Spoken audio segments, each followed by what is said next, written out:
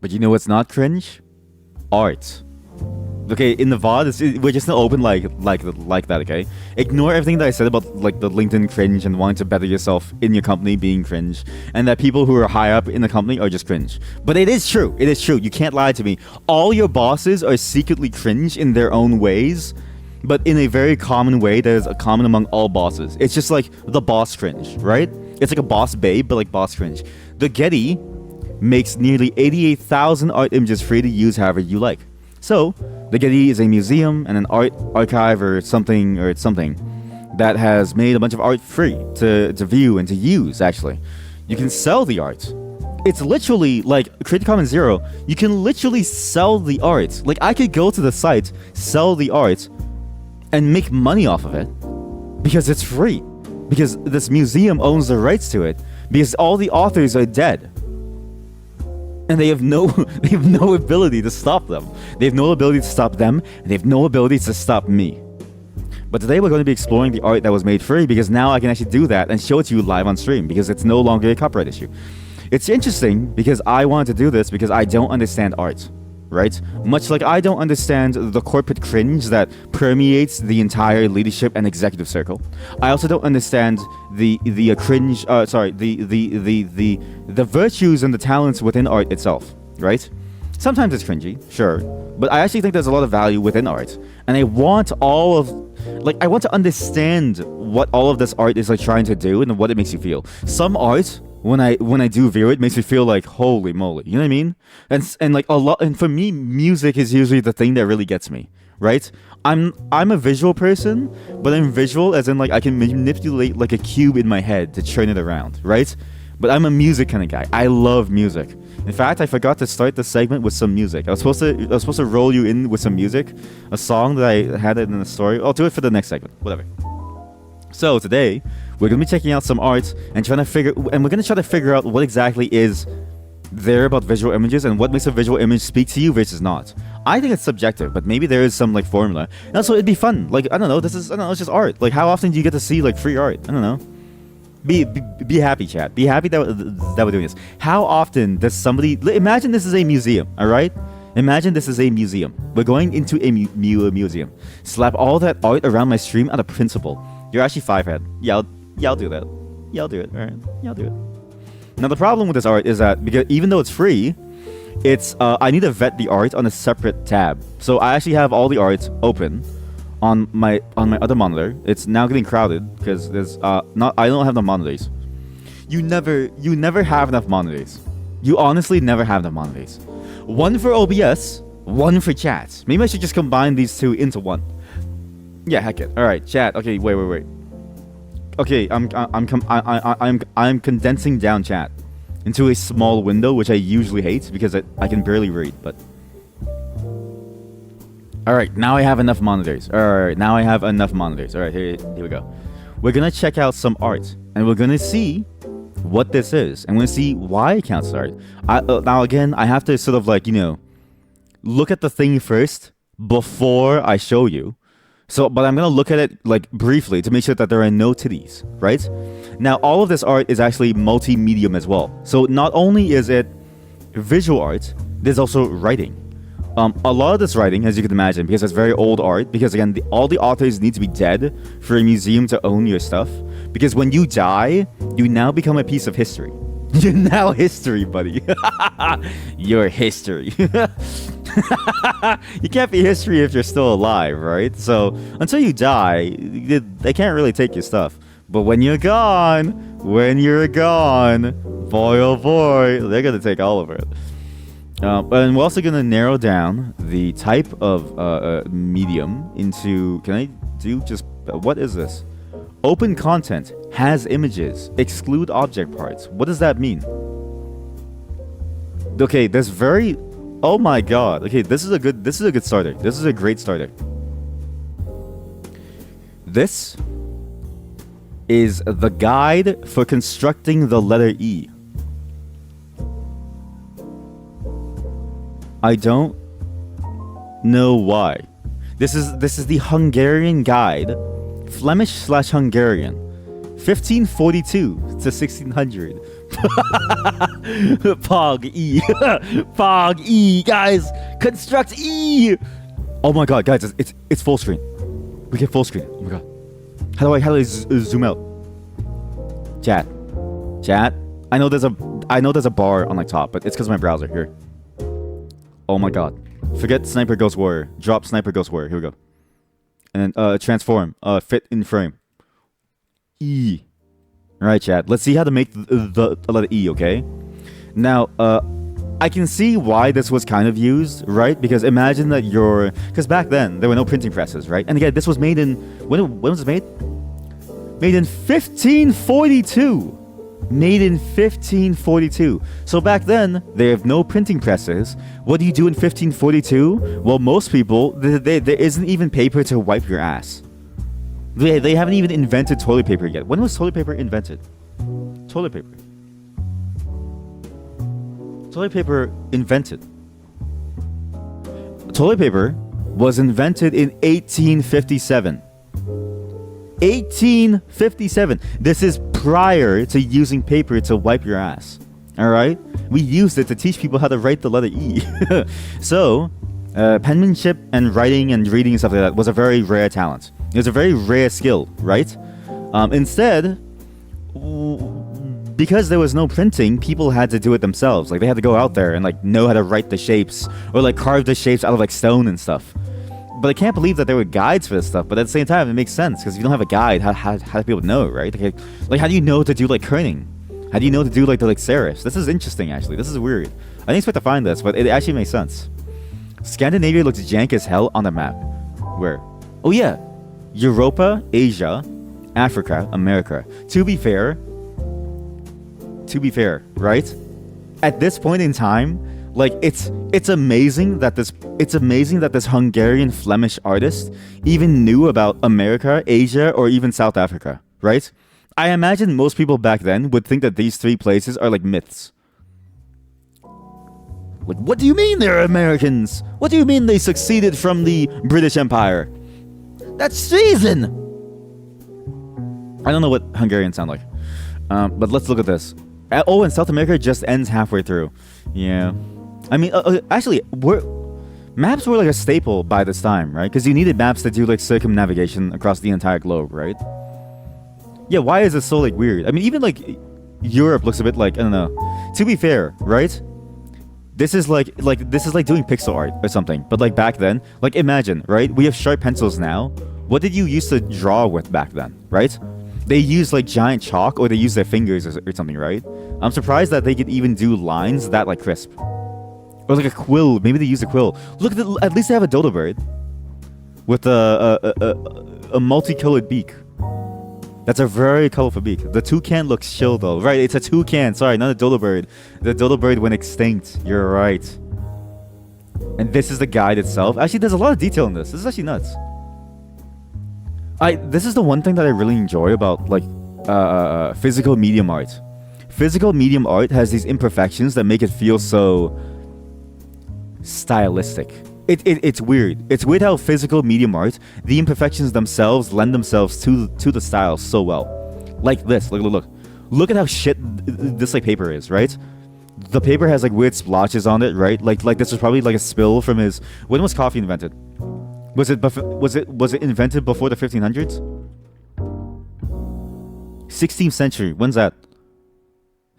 The first instant coffee was invented by inventor. What? Chat.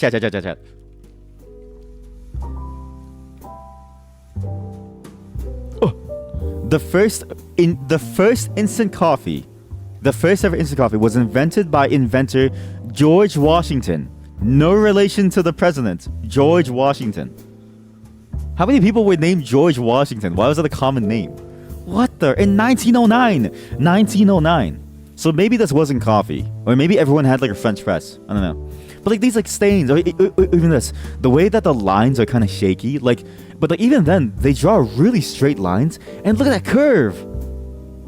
That curve is like basically perfect. Like if I open this up in like GIMP, and you like check out the like, you know, the volume of the curve, I should change my category to like art.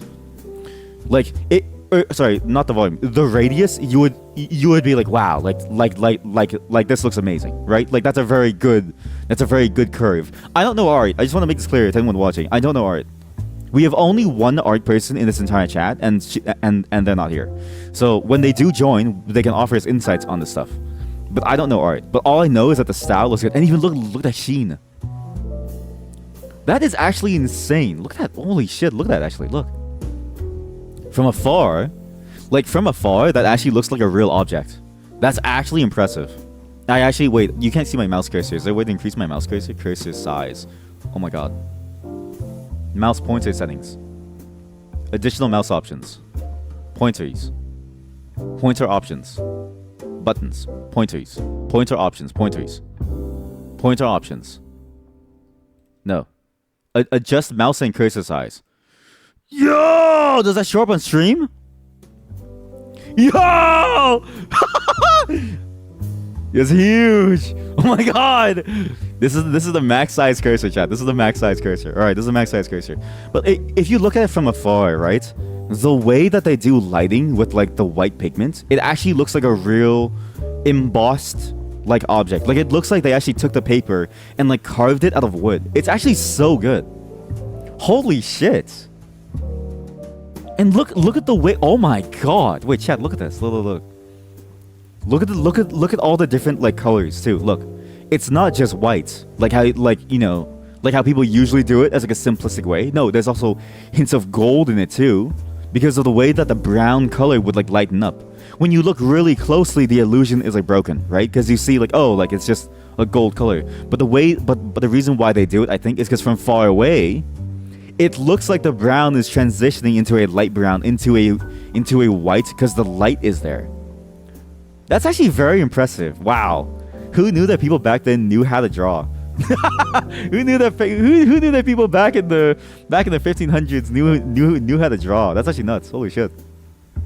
Even the flames, right? Again, digital art is like nice. Digital art, like, don't get me wrong, it's really nice to have nice, crisp, clean lines and no, mistakes and stuff. But look at the way that the pigment kind of like overruns. Like here.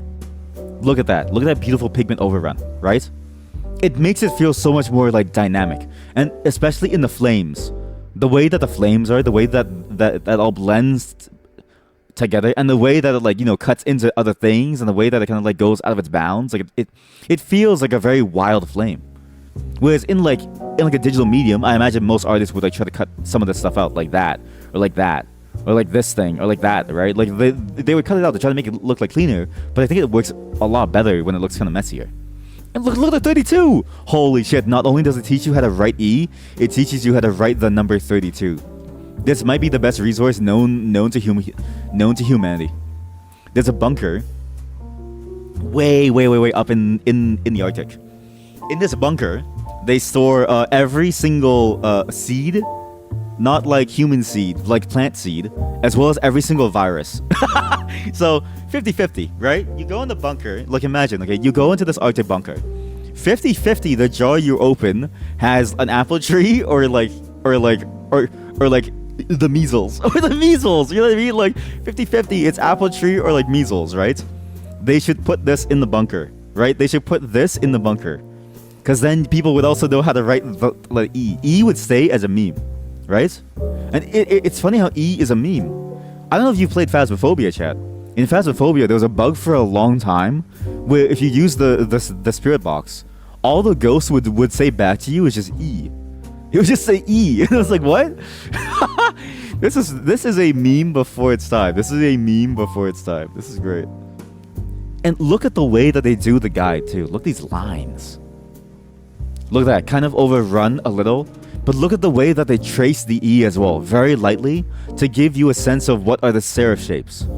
So it says, okay, draw your grid in equal sized boxes. I don't think this is an equal sized box, because this square is different size from this square. This whole grid is actually wrong. This is a terrible guide. I thought they had rulers by now. What? Okay, but whatever. Ignoring the fact that that square is a different size from like this square, right? They start by showing you where all the serifs are, and then they have the circle here, and you're like, what's the circle for? What is this perfect circle for? They have it for this. The curve. but no curve on top. It's so good. You can see the hesitation in the curves. More ink bleeding into the paper. Yes. More ink bleeding into the paper. That's exactly it. Right? Because they start off like quick. Because when you do quick like pen strokes, right? You go whoop, whoop, and you're done. But this, you gotta go painstakingly. Like, got it. And then finish, right? Finish. It's actually so cool to see all the different, like, you know, details and all the and like, it's weird how you can infer so many different things from like art, right? And again, art is like fun. You know what I mean? Like, good art is like fun. Look at this. Look, examples of the letter E. Well, I actually don't know. They actually broke their I don't know if I trust this person to teach me how to draw the letter E when the E looks like this. What happened here? What happened here? What happened between this? Like, look, what happened between this and that? What happened? What happened? I don't trust this person. Let's read the history. Also, all of these has a interesting history as well. At least as far as they can tell. Apparently some of these don't have history because some of these were just found. So it's like, oh, they just found this thing. But this one apparently has a history. On 2 grids, Joris Hofnagel demonstrated the proper form of a capital E with the proportions of the letter determined by the relation. Okay, my mouse is too large. It's blocking letters. It's blocking letters. It's blocking letters. It's blocking letters, chat. This is major problem. Inspect. Delete. Okay, that was bad. Okay, okay. Inspect. Delete. Okay, inspect. Delete. Okay, I want you to collapse so I can read. Okay, it's not working. It's not working. Reload. Reload. Reload. The one in the E in Exalter is even worse. We were. Ooh. Now this is a clear sign of an artist with a lack of confidence in their curves, right? Remember, chat. Love yourself. Love your curves. Be confident in what you look like. How your curves are. Sorry. Okay, wait. With the proportions of the letter determine the relation of its parts to squares and arcs. Yeah. About 30 years after George Boxay finished his model book of calligraphy. What's that? A model book of calligraphy. Copy that. Search it on a different thing. The model. Oh my god, chat. It's also in the Getty Museum. Ah, but we can't see it. Oh, we can. Oh my god. Oh my god. We can see a chat. We're gonna see every single letter. Every single one is inside here. It's the exact same link. Oh my god. Hofnagel added his guide to the instruction of letters to the manuscript. Wait, so the model book of calligraphy for every letter. Wait, what? Wait. Isn't calligraphy all about letters? So how come there's only one section on the manuscript about letters? What could the rest of the book possibly be about? Hofnagel's guide used diagrams to demonstrate how geometric principles might be applied to typographical design. The motifs surrounding these diagrams are charged with allegorical and symbolical meaning. At the top of the page, the XPS, Cho, Chi, Chai, Rho, Sigma. What? Where is it? At the very top. That is XPS? I would not know what this is. If you showed me this, I'd be like, cool emblem. Very cool emblem. I like the swords and the horns and the flowers and the hook. This is an X, P. He doesn't close his P's and an S. Listen, when I was in grade school, I didn't close my P's. And then, when I went into middle school, I started closing my P's. Do you know why? Because I'm not an idiot. I'm just kidding. It's a stylistic choice. It's a monogram for Christus in the Azure medallion. Suggests the dominion of Christ over the world. Oh boy, okay, let's stay away from that one. Represented by the maps of the continents on the sides. Okay, I didn't. That's interesting. Why is the letter E so religious? Why is the letter E so religious? Why is it so religious to use the letter E? Chat, do not use the letter E in vain. Do not use the letter E in vain. You must only use the Lord's letter when you mean it. Only those who are worthy may use the Lord's letter E. Yeah, that's good. That's actually really good. Echoing this here, at the bottom of the page, Hofnagel included a verse from Psalm 56. Exalter super Kalos Deus et in omnem terram gloria tua. Be exalted above the heavens, God, and your glory through all the earth. The two columns call to mind these so-called pillars of Hercules, Habsburg imperial symbol, since Emperor Charles V had used them in his emblem. What? Yo, an emperor used them. The toucan probably does not have a specific symbolic meaning, but interested Hofnagel because of its rarity. So, this entire thing is a dedication to, the Christian God. And then Hofnagel said, wait, but you know what's really cool? A toucan. He was like, you know what'd be really cool to add to my book? A toucan. That'd be so sick, right, dude? And then so he draws a toucan. He's like, this thing looks cool. It does look pretty cool though. I actually really like this. The embodiment of I just think they're neat. Exactly. I actually really like this toucan. Okay, chat. Remember, this is all on the copyright 0 now. Okay, let us immortalize the toucan like Hofnagel did. Chat. It is time to immortalize the toucan like Hofnagel did.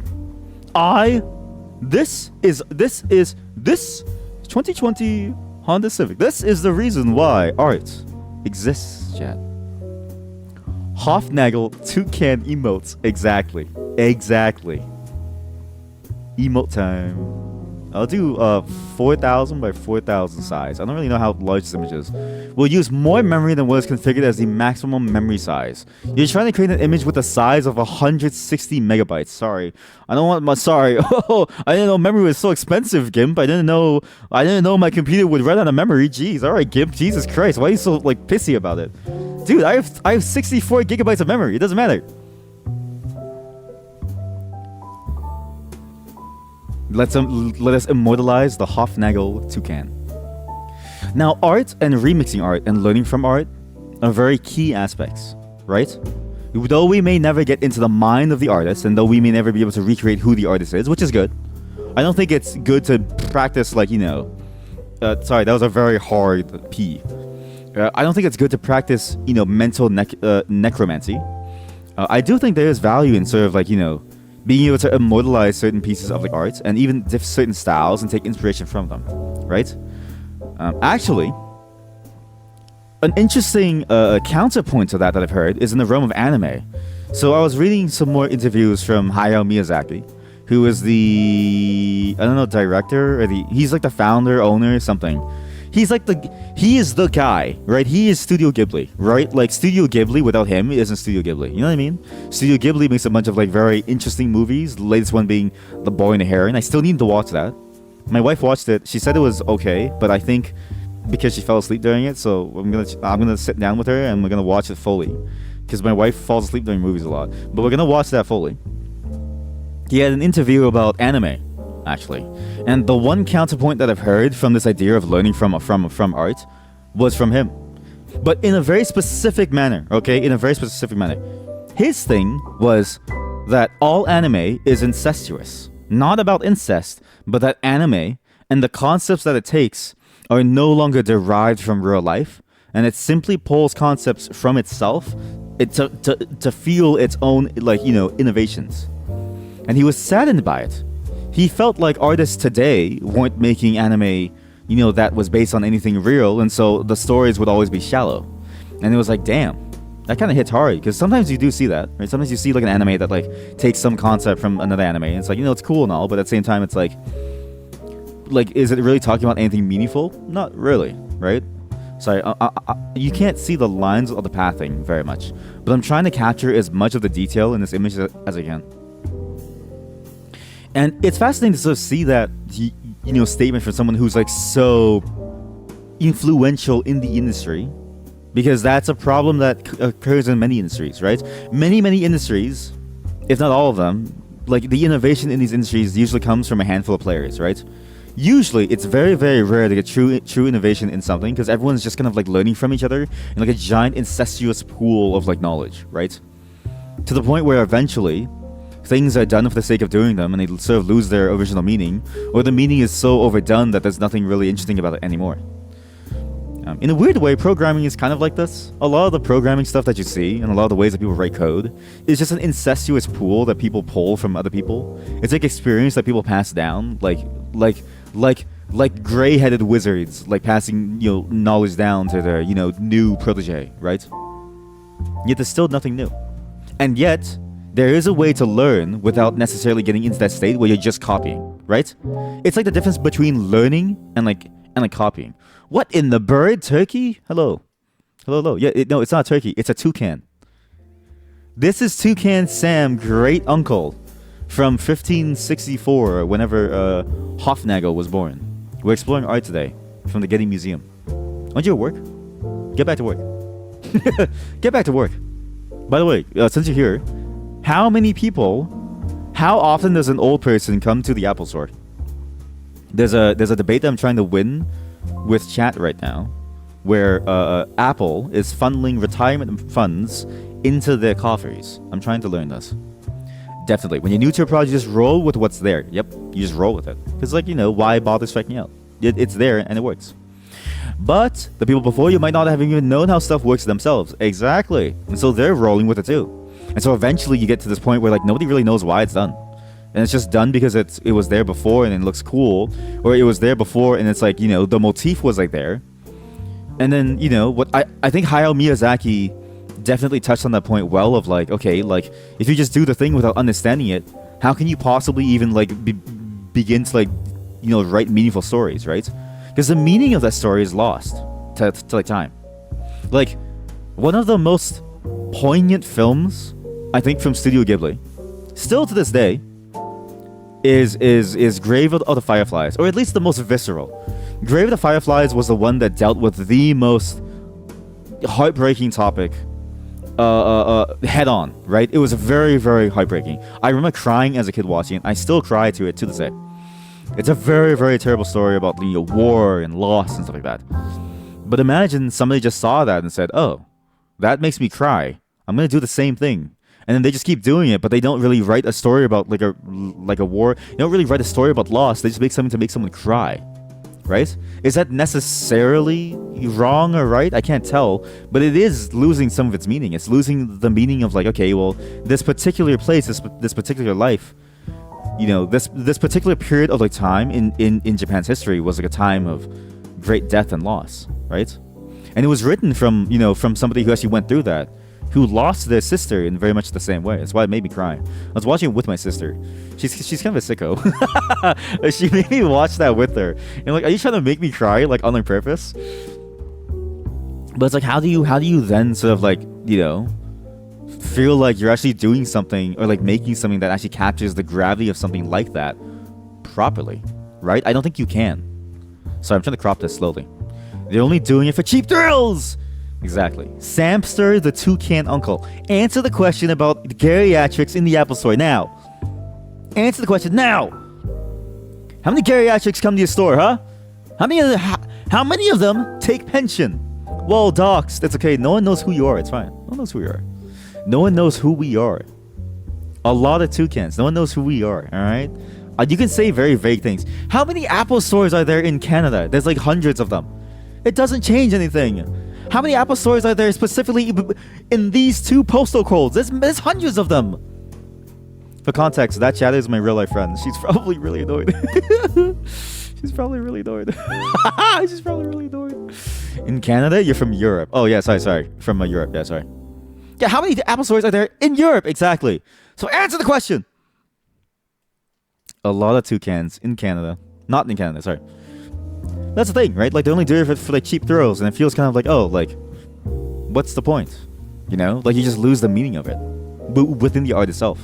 Another one that's also really, really good from that studio that I really enjoy, Princess Mononoke. Okay, every single person who gets the idea, maybe I should dump this in the ocean, needs to watch that movie. They need to watch that movie and think about the consequences of their actions. I do not want a giant deer. I'm so gassy. Dear God, trying to kill us, chat. Maybe 5. Europe, not big. Take that back. Europe, landmass size, is actually roughly the same as America? I'm pretty sure it's just as large. By the way, chat, I've been lying to you this whole time. I'm American. We have Europeans here. Don't piss off the Europeans, all right? Don't piss off the European viewers. They program. They'll hurt you. They'll hurt your bank account. Castle in the Sky, yeah, that one's also good. But like a lot of them are really good, right? But like if you just see people do it over and over, it's like, you know, it loses kind of its like meaning, right? If I saw someone copying it, I would just be like, it feels shallow. But some things when you copy them are cool. Like, you know, the Akira slide, the very classical sort of like, you know, anime move. Everyone hops on their motorcycle and they like jump off of it, or they slide and they drift. That shit looks cool as fuck, right? Like it doesn't even have to like mean anything. It just looks cool, right? So it's a bit like this toucan. Sometimes you just want like a cool thing. Sometimes you just want a cool toucan to see. And again, remember, this is copyright free, so I'm allowed to modify these images for my own fun. We now have the Hofnagel toucan as a staple of the stream. Chat, every day you come by to this like stream, and you never know what you're gonna get. You know what I mean?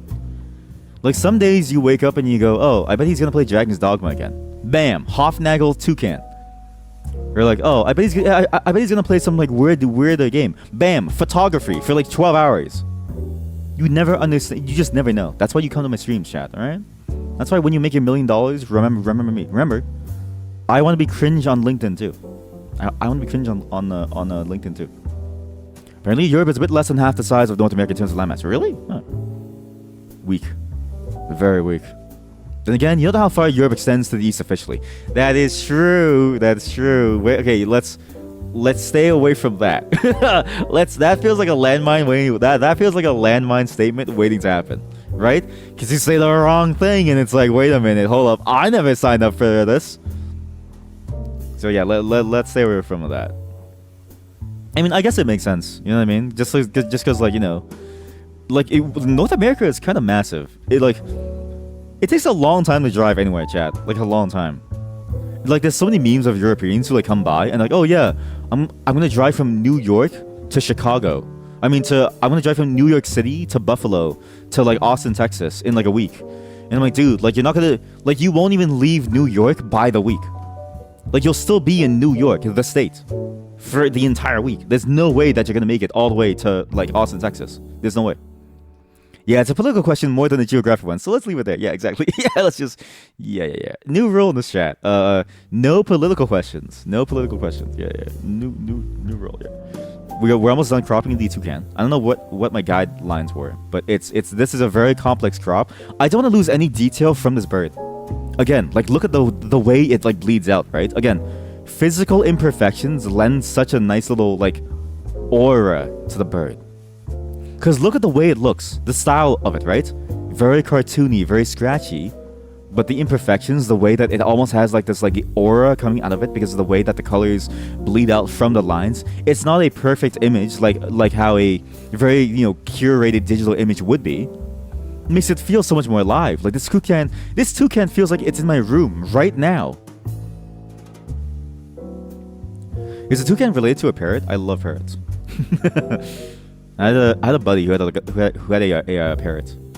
Her and his sister actually both had parrots, and I loved hanging out with them. For I'm not gonna say it anymore. I probably shouldn't say too much. But I really loved their parrot when I was hanging out with them. I really enjoyed hanging out with their parrot. It was very cool. Their parrot knew my name and would get up in my ear and would like, you know, bite my ear to be like, hello. And it was like, ah. And apparently when the parrots nibble your ear, it means that they really like you. So whatever I did, I convinced that parrot that I'm a good human. I was like, hello, how are you? And I was like, oh, I love you, parrots. And then I would play with that parrot all day long. I played with them more than I played with the sister.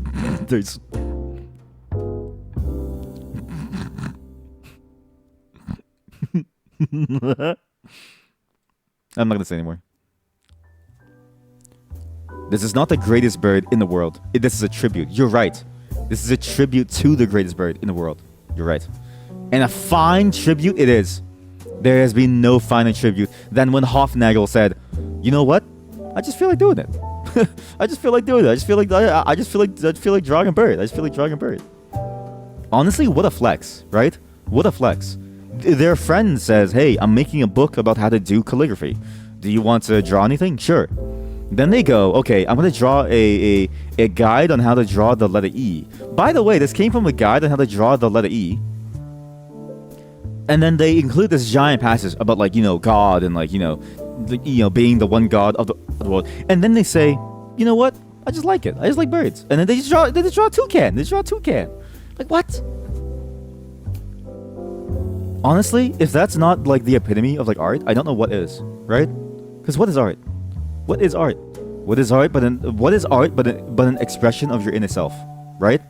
And by God, if my man loves birds, he loves birds. All right, he's gonna draw that bird. Let him do his thing. Let him draw his bird. All right, let him draw his bird. Wonderful, absolutely wonderful.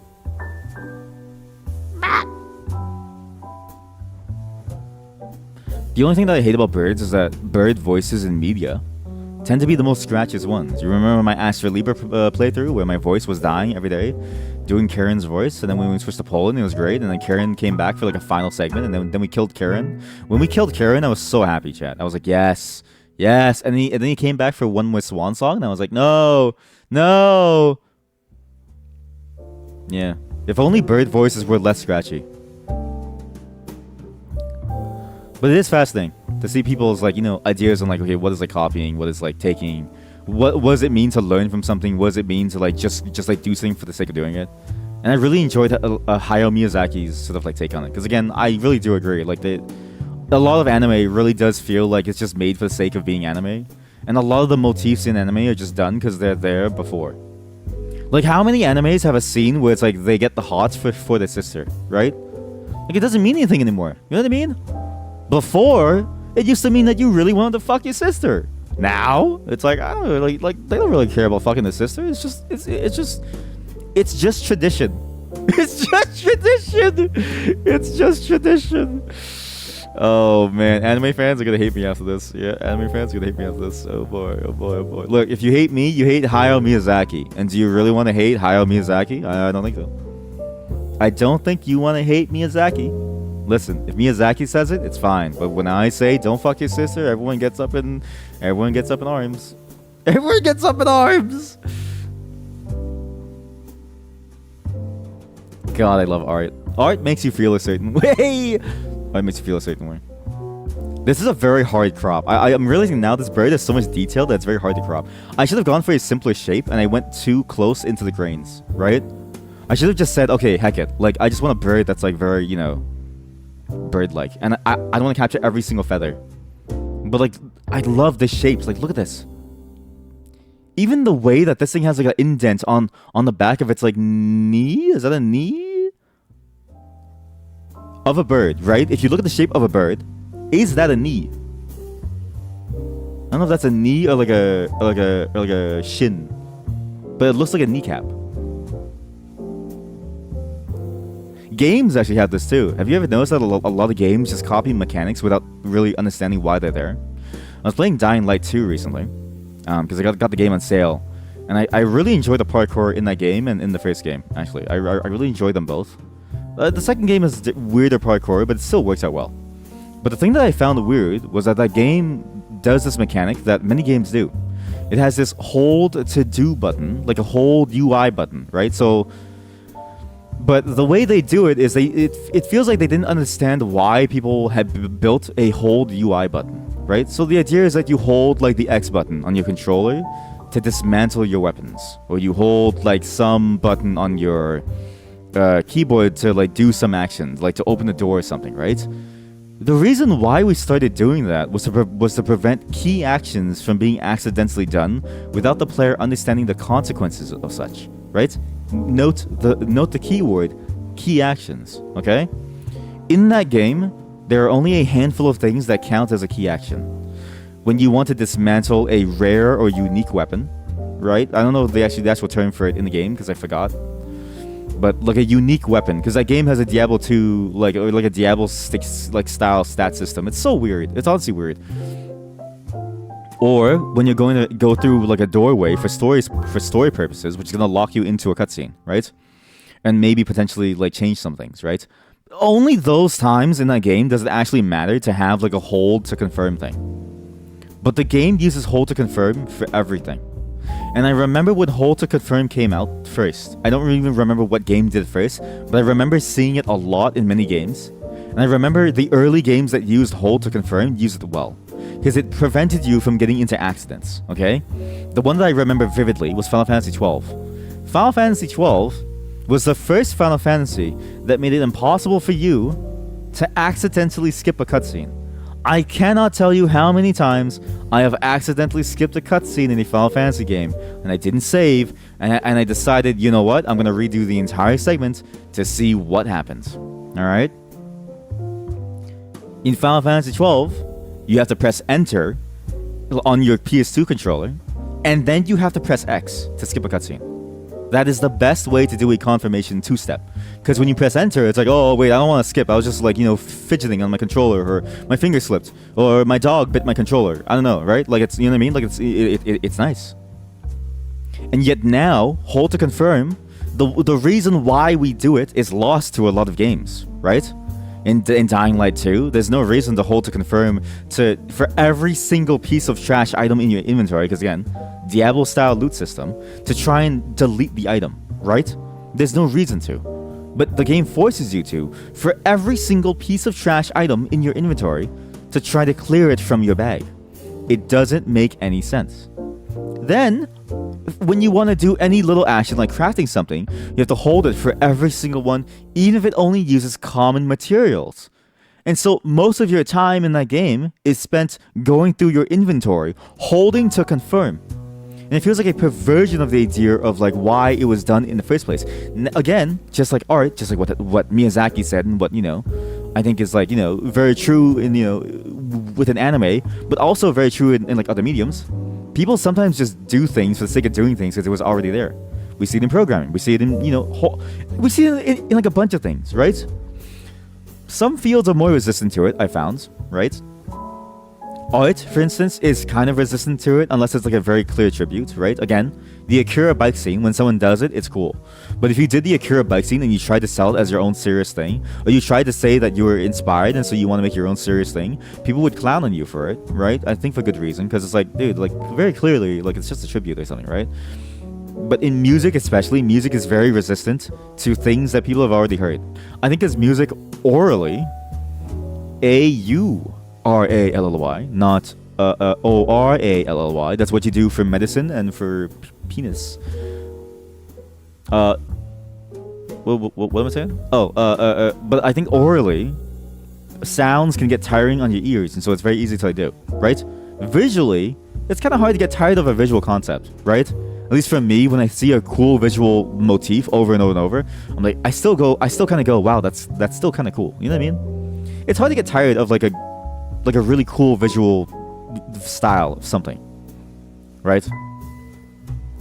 But boy, oh boy, mechanics, music, like those are the two things where I'm like, okay, like I don't want to deal with this ever again. And it's fascinating to see that sort of like, message echoed throughout so many different industries, right? Because everybody like has some story about it. Again, programming, chat out of nowhere, it says, yeah, I see it in programming. Junior developers who just copy things, and people who are just copying others, and no one really knows what it's for. It's like, happens all the time.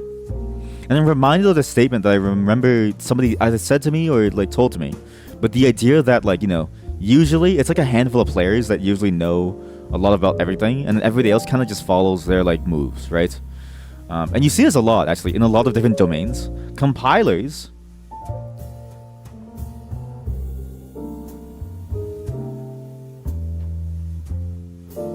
okay, I almost lost that. That was very close. Good, the crop is done. The crop is done. I repeat, the crop is done. Let me save this before it crashes. The GIMP has been crashing a lot. The Hogelheim, the toucan. What's his name? It's not Hogelheim. What's his name? Who knows his name? I don't know his name anymore. He is now Hogelheim. Merge down. Hofnagel. Sorry, Hofnagel. Hogelheim. Imagine being like, just a random artist saying like, oh, I hope people remember my legacy and my name. And then then you're like a ghost, right? And then you go to see what the streamer is like doing, and you see what they're doing, and they're like, wow, they appreciate my like one-off toucan. And then you look at their file name and it's Hogelheim. Hogelheim. Jesus Christ. Alright, Hogelheim. Okay, this bird is now named Hogelheim. This bird is now named Hogelheim. Hogelheim. Hello, Hogelheim. Hogelheim.png. This bird is now... I christened this bird Hogelheim. It's okay, save it, and then he's gonna be a staple of today's stream. Alright. We hide the GIMP. We bring back the original toucan. Alright, this is the original toucan Sam. An exquisite name for an exquisite bird. Hogelheim. Is that you, Hogelheim? It sounds so cool. I don't know, it sounds like a cool name. Not media source. Image. Hogelheim image. Here we go. And then pull up Hogelheim. Where is Hogelheim? My mouse cursor is chat. My mouse cursor is massive. This actually hurts my eyes. We need to think about turning down my mouse cursor somewhere. Where did I save it? I found it. Hogelheim! I love Hogelheim. Hogelheim will now be... Okay, I can't even click on the... I can't click on the control to resize the bird. Because my mouse cursor is the size of like an entire continent. This is kind of impossible. Hogelheim. Say hello to Hogelheim, chat. Kaka. Hogelheim, the toucan, is now a part of this thing. Let's check out the rest of this collection. I'm curious to see how they tell you to construct other letters. Like, what does this mean? The Mira Calligraphiae Monumenta. Falls. Now 129. Written 1561 to 1562. It took a year to... What? 1 year. Only 1 year? That's insane. That's actually like... That is crazy how fast... Look at this pair. Look at this pair. Look at this pair. How do you see it full screen? Full screen. Full screen. 2-page view. Preserve. Zoom. Full screen. Hey. Hey, what the hell? Oh my god. I think we have to go through each and every single page separately, chat. Sorry. Okay, wait. Okay, we need to find the actual ones. But look at this pear, if you can barely see it. Here, look at this. Look at this. What's that fruit? What happened to the full screen? What happened to the full... there's full screen here. Okay, look at this thing. Okay, this is the wrong collection. This is not from... This is from the collection. Not currently on view. Oh, is this not a part of the thing? That might not be a part of the free thing. Like, look at it. Me drawing this pair would be impossible to like do. That alone would take me a year to like do. There's no way I'd be able to do it. Why does it say not on view? Does that mean it's not... Oh, not currently on view is in like not in the museum. I see. Okay, wait. So is the book public domain? Wait, chat. I gotta think about this. This says public domain. Is this public domain? All right. I need to do this on a separate tab because I may have just committed a copyright offense, and so the copyright police are gonna show up at my door and like break in my like legs.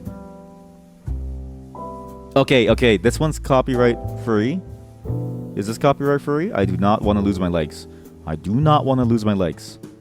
I know if this is copyright free? How do I know if the Mira Calligraphy Monumenta is copyright free? Navigator enabled. Are you copyright free? Let me find that exact pair.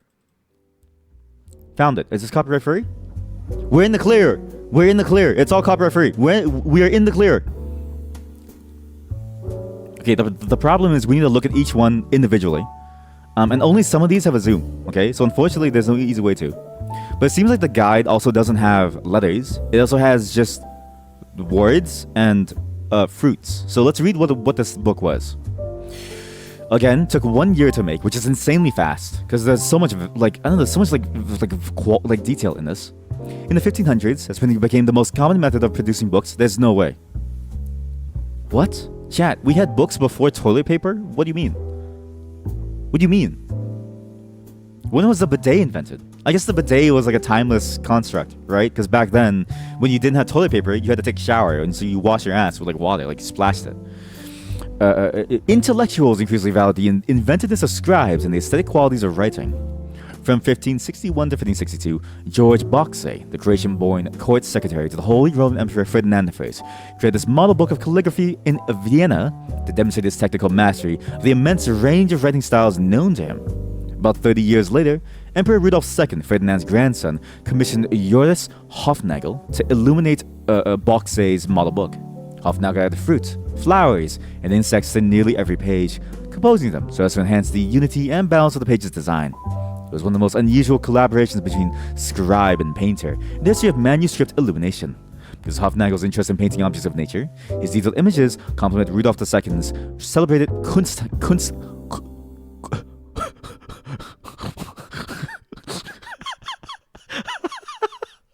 I thought that said Kunstkammer.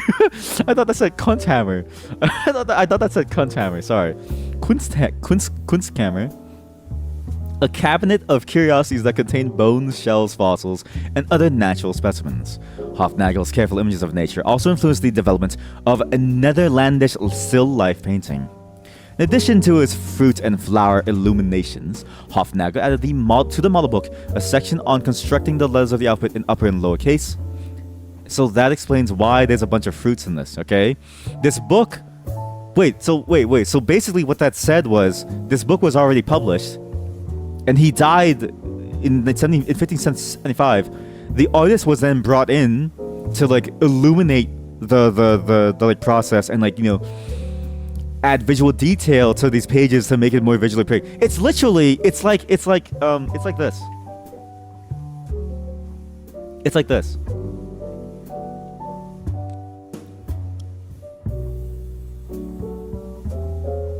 It is exactly like this. Here, I'm gonna show it to you in just a moment. It's exactly like this, chat. Just give me a moment. Let me find out where it's. It is exactly like this. Oh god.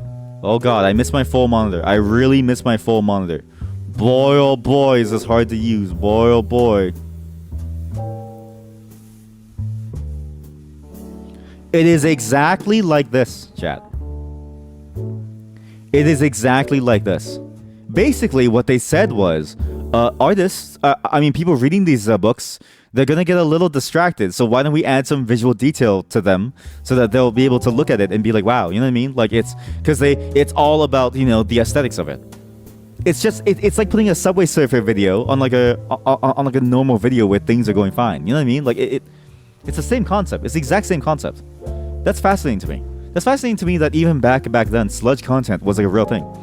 However, this is actually quality content. It's not sludge. I can't full screen it. Again, I don't know why.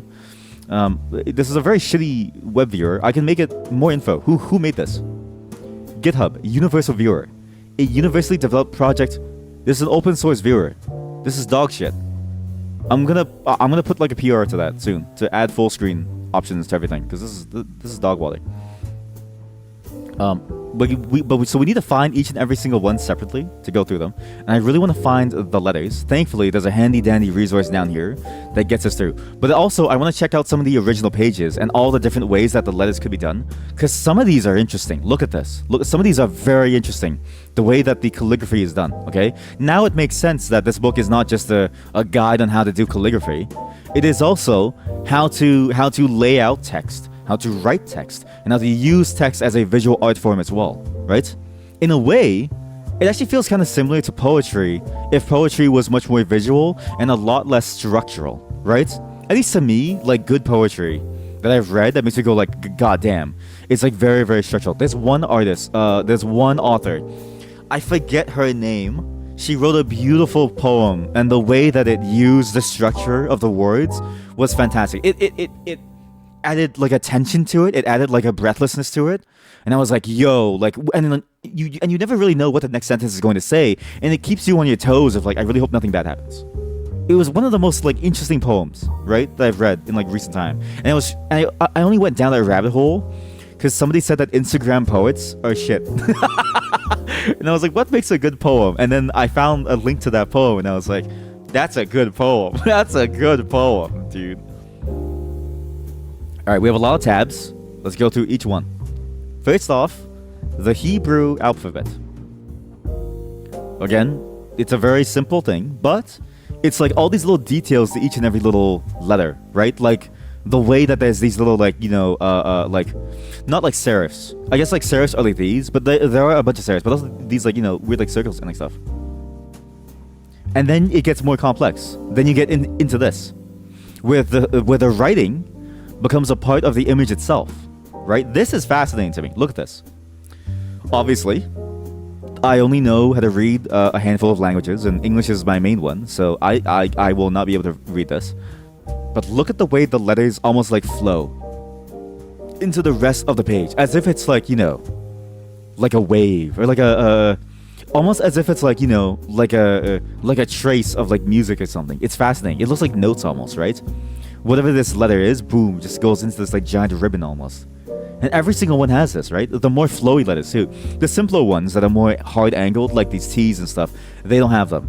But the moment that the letters have these like very interesting shapes, these like flowing ribbons, these are the ones that tend to be, drawn off into something.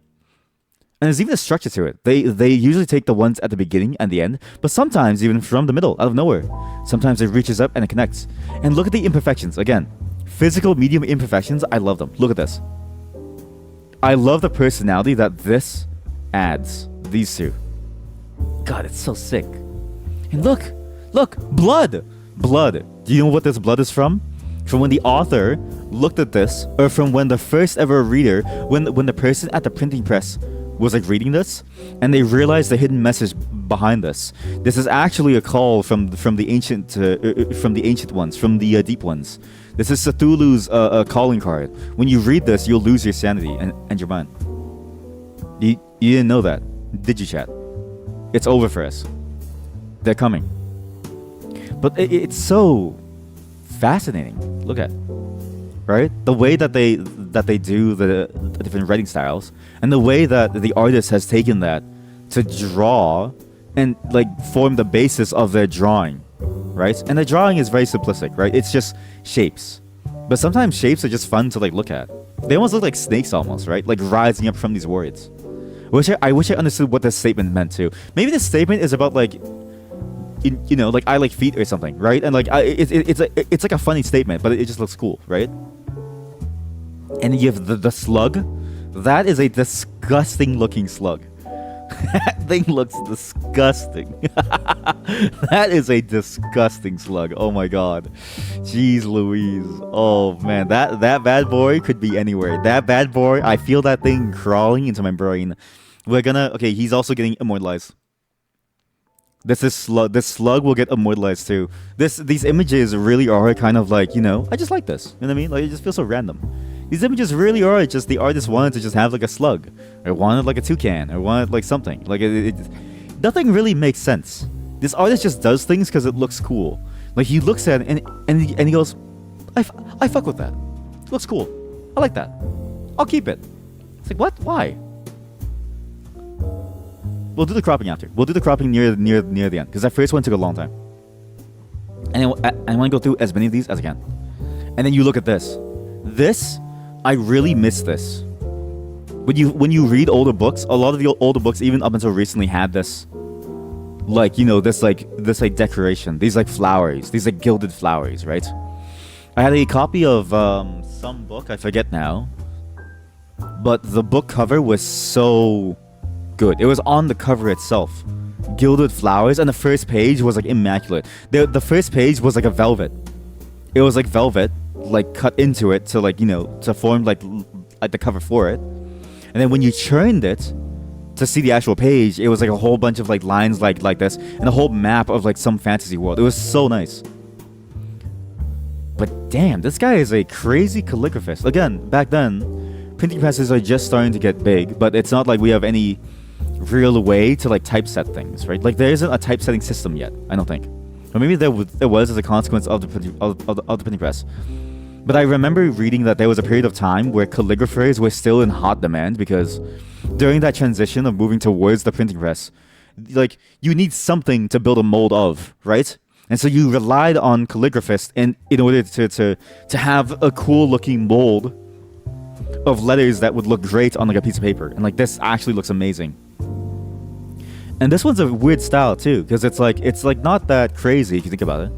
But it's one of those styles where the further you look away, the more readable it is. And again, I love the giant C. I don't know why books used to do this, right? The idea that books used to have this giant letter at the start to like do everything. It's like that SpongeBob episode where SpongeBob spends the entire day writing the word the. And it's like gilded with like a giant T or something. It's like, huh? But the style of this is just like, you know, segmented lines. It's using segments to like break everything down into like shapes, and then using that, you know, to like form the like whole. But it looks cool. Like it's almost like busy on your eyes, but it also feels like it draws you in to try to look at it. And it almost feels like it's being like struck out. It's like a strikeout effect almost on like text, but like manually. As if it's trying to hide something, right? But the further you go, the more readable it is. So it's fascinating. If you want to get really close to it to examine it, say you have really bad eyesight like I do, I can barely even see what these letters are, right? Is that a U or is that an I? Like these three lines, what letter could that be? But then if you look very closely, right, look at these marks. These tiny marks and the way that they blend into each other at a distance, clearly, U, I. Very clearly, U, I, because of these marks. That's a fascinating way of doing it. It's a very interesting visual trick. And it's weird that they would do a visual trick as a calligraphy style. Because it's it seems very laborious, but also B, like why would you want to like do that to confuse people, right? And then this guy looks super sad. He's not going on the thing because I hate him. But he looks super sad and very nasty. Then you get other styles like this. Wow. What in the world is that thing? If I saw that thing in real life, I would want to kill it. Maybe that's why humanity is like, you know, doomed, right? We see it, we see a living creature, and it looks terrifying to us, but we don't try to understand it. We say, kill it now! But this is also very busy. I actually don't even know if you can read this. It looks very flowery, looks very cool, right? Looks very fancy, very fanciful, right? Looks very fun and whimsical, but it's like Comic Sans. Like, this is a penis. That is just a penis. That is 100% the first ever dick pic printed. That is 100% the first ever printed penis. But it looks interesting. But it's also like, it's not practical. It's like Comic Sans, right? It looks interesting, but it's not really practical. But even Comic Sans, you can like read, and it's like doable. This. Crane fly and ants. What the hell is this? And remember, this is a 2-part book, right? So the book itself was just the words first, and then the artist, Hoffelheim, what's his name? What's his name? Hofnagel came in and like drew the stuff afterward, right? So, but the letters themselves by default were this fancy. They were already this like insanely cool looking shapes and stuff. But it's fascinating how calligraphy, so much of it is like an art style in and of itself, using words and shapes, but how hard it is to read some of these. Like I can see an S here, R's, U's, an R maybe, I think, I, T, and that's it. Tony. I see the word Tony. And then you have, that is the most detailed ant I've ever seen in my life. Why is this so detailed? What was this? What was with Hofnagel's obsession with like bugs? Like look at the detail on these ants. It's actually like intense, and it's crazy because he also shaded them. It's almost as if he took like from far away. It's almost as if he took a bunch of ants and he just planted them onto the paper. And imagine, right? These are going through the printing press. So this is like a test of like, can the printing press actually show this off? If you could print this out properly back in the 1500s, I imagine this would have been like a very mind-blowing thing to see, right? Because how many people have seen ants in their life? Think about it. Ants. Actually, I think ants are a global phenomenon now. But just basically, the illusion of a 3D object on a 2D piece of paper must not have been known back then very, very well. Or it must have been a thing that used to be reserved for the highest of like classes, right? Because art was also, you know, done through a system of like, you need to be very influential and have a lot of money, and you need to have like a patron to like guide you through it all, right? So how often do you get to see an ant with 2 eyeballs, one in its mouth and one in its head? And then, you know, from far away, it's like on like a printing press, you open the like book and you think, oh heavens, there's ants in this book, and then you realize, wait, that's just a photo.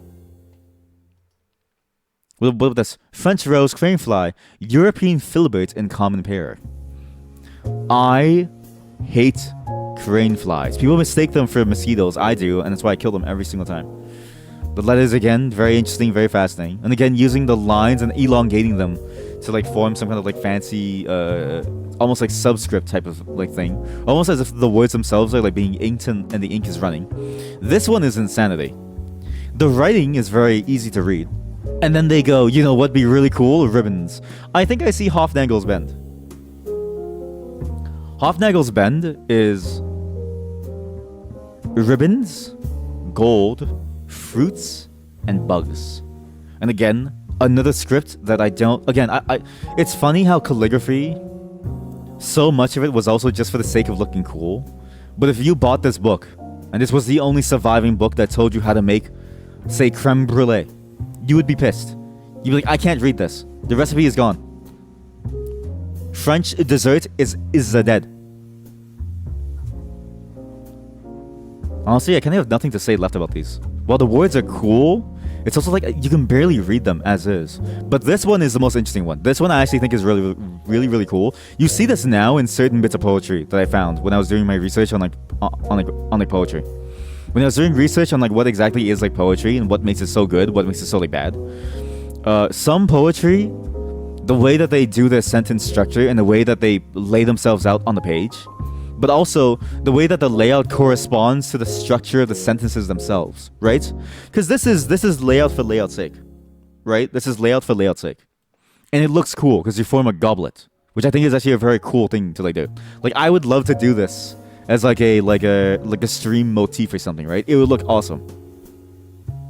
But when you can do it with the structure of the sentences too, to like, you know, add some kind of like feeling to it, those are the ones where I was like, holy shit, like my mind is blown. Like it feels like I've discovered a new way to write, right?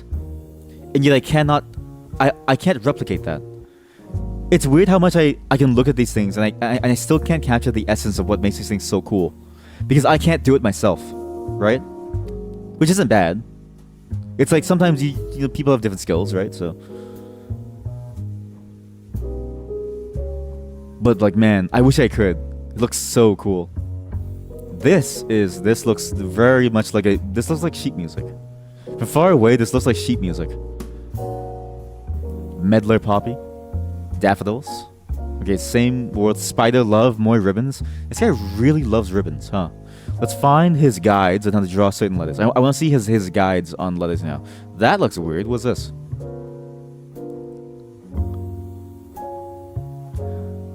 Man, you know what's crazy? Again, all this gilded script wasn't there before. This is all added by Hoffenheim, Hofnagel. The only calligraphy was this, and like the words, right? Everything in between was added by them.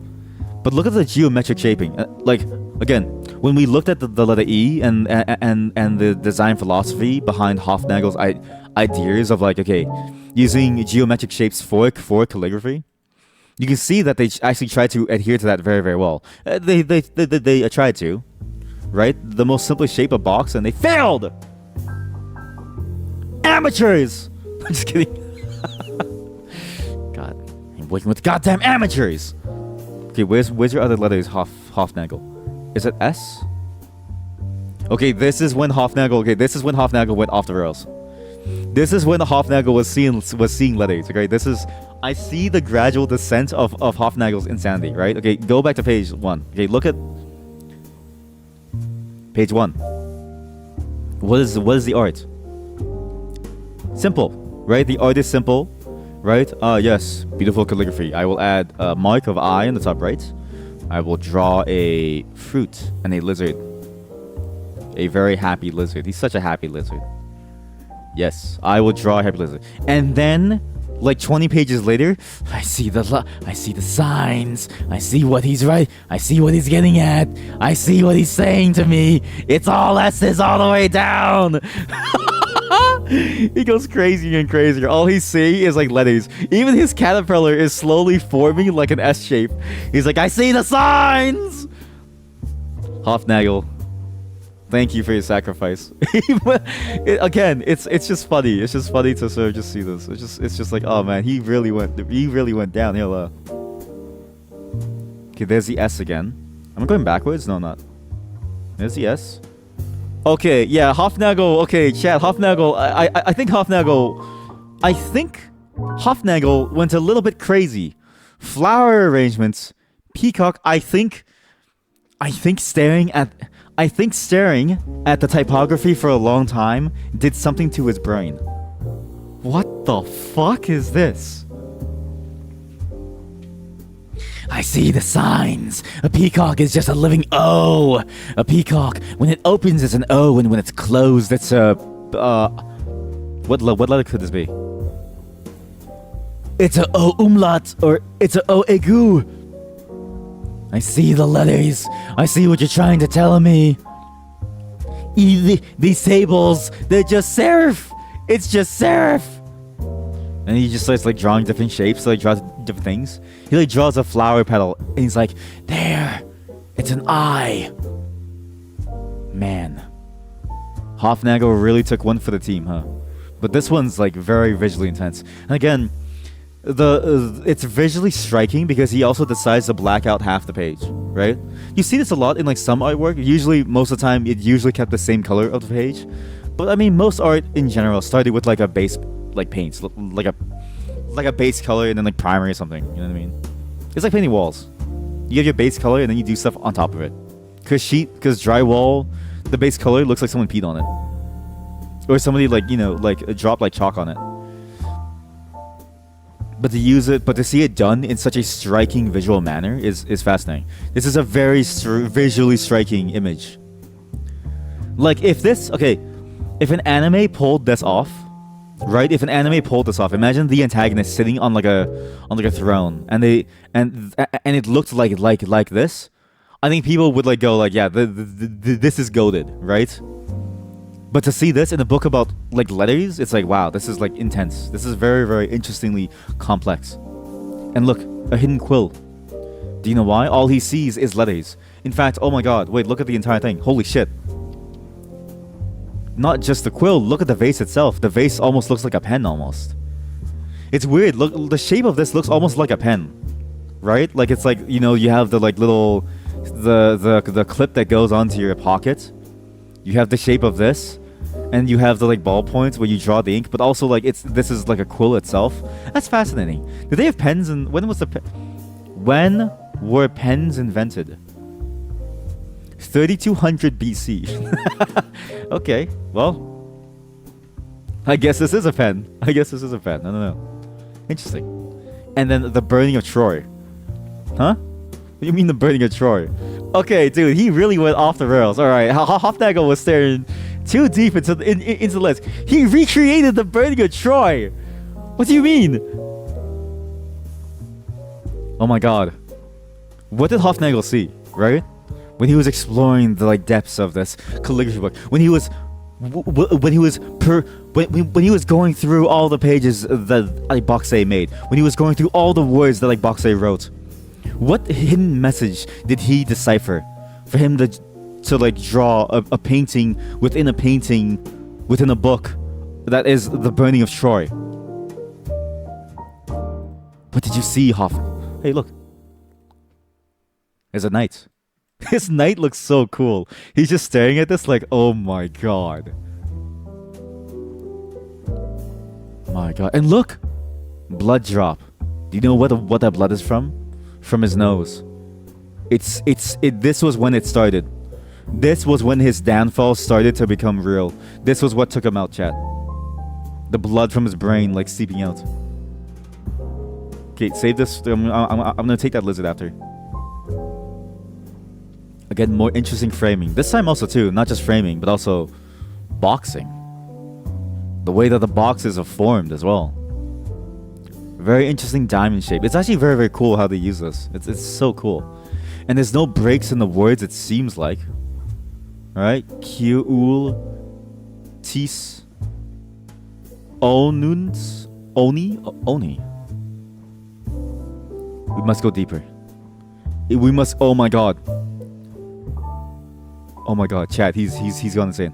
We must go deeper. We must see what Hoffelheim saw. We must see what Hoffelheim saw. Oh my god. Oh my god, chat, Hoffelheim. Hoffelheim has really gone. Oh my god, chat, so Hoffelheim. Oh my god. Oh my god. What happened to him? What happened to him? That there are no words. I don't even think there are words on that page. We must go deeper. Here we go. Look. Okay, let's see all the different letters. Okay, so we saw E last time. We'll skip E. F G H I J K L M N. Sorry if you're the IT team of the Getty Archive Museum.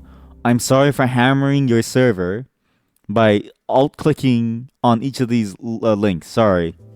But I want to see each and every single... What? Lowercase. Why is there a wizard? What is this? Why did he draw wizards? Okay, why was he drawing wizards all of a sudden, chat? He was drawing wizards all of a sudden. Oh no, chat, he's drawing vampires and stuff now. And crabs. Oh boy. Guys, Hoffelheim was going through some serious stuff here. Alright. First, slow descent down into insanity. There was no calligraphy here. Maybe there was. But this feels like Hofnagel's just invention to really encapsulate the binding between reality and calligraphy. Do you see these infinite knots? These impossible infinite... Is it a Gordian knot? This is symbolic of the way that his mind has melded together with the typography in this book to become one. There was a movie. There was a movie about this. Oh my god, there was a movie about this, chat. This movie was so cool.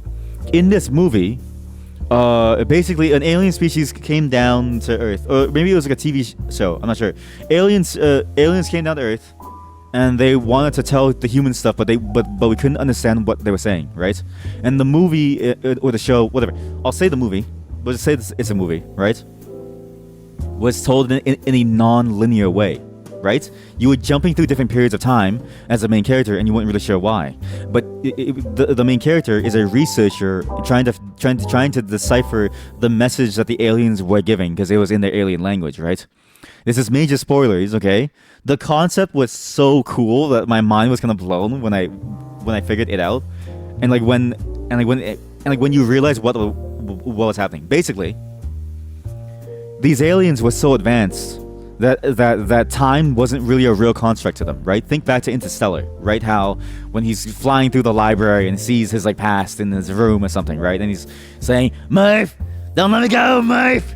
All right, don't let me go, Murph." And you know what I mean? And it's like, okay, that's cool now, but it was a similar concept. These aliens didn't really care about time, because time was above them, or beneath them. They had control of time. But to humans, where we live in a three-dimensional space and time only moves forward in one axis, we couldn't even begin to comprehend that. And in the story, humanity at some point dies. At some point, humanity is lost forever. So what these aliens were trying to do, they were trying to tell the humans how to prevent these catastrophes from happening, not just by doing them, but also by allowing the main character to travel through time to affect these catastrophic these circumstances, these events.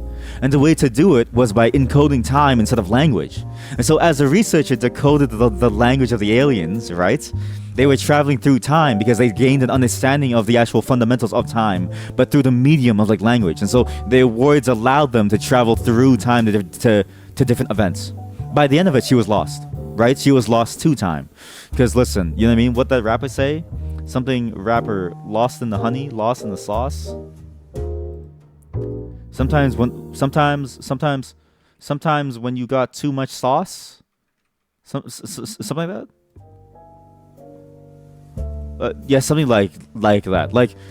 When you're lost in the honey, then you get too much honey, you lost the honey. Whatever. She was lost forever in time. She was stuck in a weird time ripple, a time rift, and she couldn't find her way out, right? But in doing so, she stopped and saved everyone.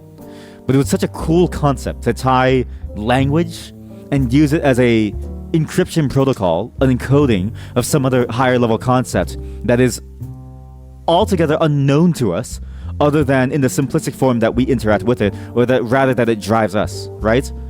encoding time and all of its possibilities, encoding time as a multi-axis thing, to humans who only know it as a single-axis thing, but encoding it through language. And when you decode the language, you discover time. And actually, I mean, this idea of like language being like a very powerful tool, right? It's like, you know, there's like a saying of like how language forms and shapes your like thoughts, but also there's this idea of like language being used to like carry forward ideas that will kind of blow your mind almost, right? Like, or that will like change your perception of the world too, like some unforgettable truth, right? And it's a very old concept. Like many stories have it. Like when we were doing reading stuff, when we used to do those reading streams where we were going down reading what's his name? Trying to think. Let me think. Lovecraftian horror books, books by like Lovecraft, right? And then sort of seeing like how it all sort of like works. And again, there's actually one more Lovecraft book that we have to read because it's public domain. And then sort of seeing like how they use the idea of like glimpsing into the thing will drive you to like madness. In that, there's also like a book that's like there too, where if you glimpse and you read into it, it'll turn you mad. As like, well, it's fascinating. You know, even the idea of like what is like a Necronomicon in like a D&D thing. You read it and all of a sudden you gain like forbidden knowledge over everything. It's a very cool concept, and that's the vibe that I get from this. Was Hofnagel maybe saw too many words and too many letters, and he saw something, and maybe Hofnagel was trying to tell us that the world is going to end and that he has a solution. If we listen, chat, if you can decipher this, you discover time travel. All right, get to it, chat. I believe in you. All of you are smart. Now this, see, but then Hofnagel realized, right? Big calligraphy was like looking at him. Big calligraphy had their eyes on him, so he said, "Okay, let me tune it down. Let me make a cool geometric shape to throw them off my tail with a couple of caterpillars and stuff." Right? Actually, does look cool. Then he said, "All right, time to spill the beans. The world will end. Hellfire will rain down. The trumpets of the angels will sound, and humans, a decrepit form, holding the commandments. We are nothing in the face of danger." And he's like, you know what I mean? Like,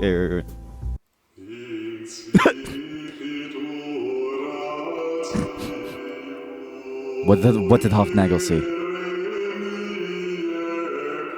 What did he see? In these words, he saw something. Something that we'll never be able to understand, chat. He knew something. Knew something that we weren't supposed to know. First, it was... Who made the first one? First, it was Boxay. First, Boxay saw something. And he wanted to warn us all. Then when Hofnagel was told to make images relating to the words, he understood the deeper meaning. Chat, he was warning us about something. The coming tide. Though we may dance and though we may be merry far above us, there is danger brewing. Soon, our entire existence will fall, chat. Soon, our entire existence will fall. There, a demon in a cage. A sloth, so slovenly, eating away at its... What the fuck is this? What is this? Is this a snake? Is this a snake with like a stick? What is this? As you go and you eat your snake stick, and you wonder, oh, can life ever get any safer, any better? No, it can't. We're playing into their designs, just like this box, well designed. Very nice box. I like the box. Cool. This is like Babby's. This reminds you of like everyone's first like perspective exercise, except pause on the chanting. Perspective. Art, okay, you do this. The size of this thing must be smaller than the thing in the front. Otherwise, it looks flat. Chant. What did you see, Hofnagel? What did you see? He saw between the letters, chat.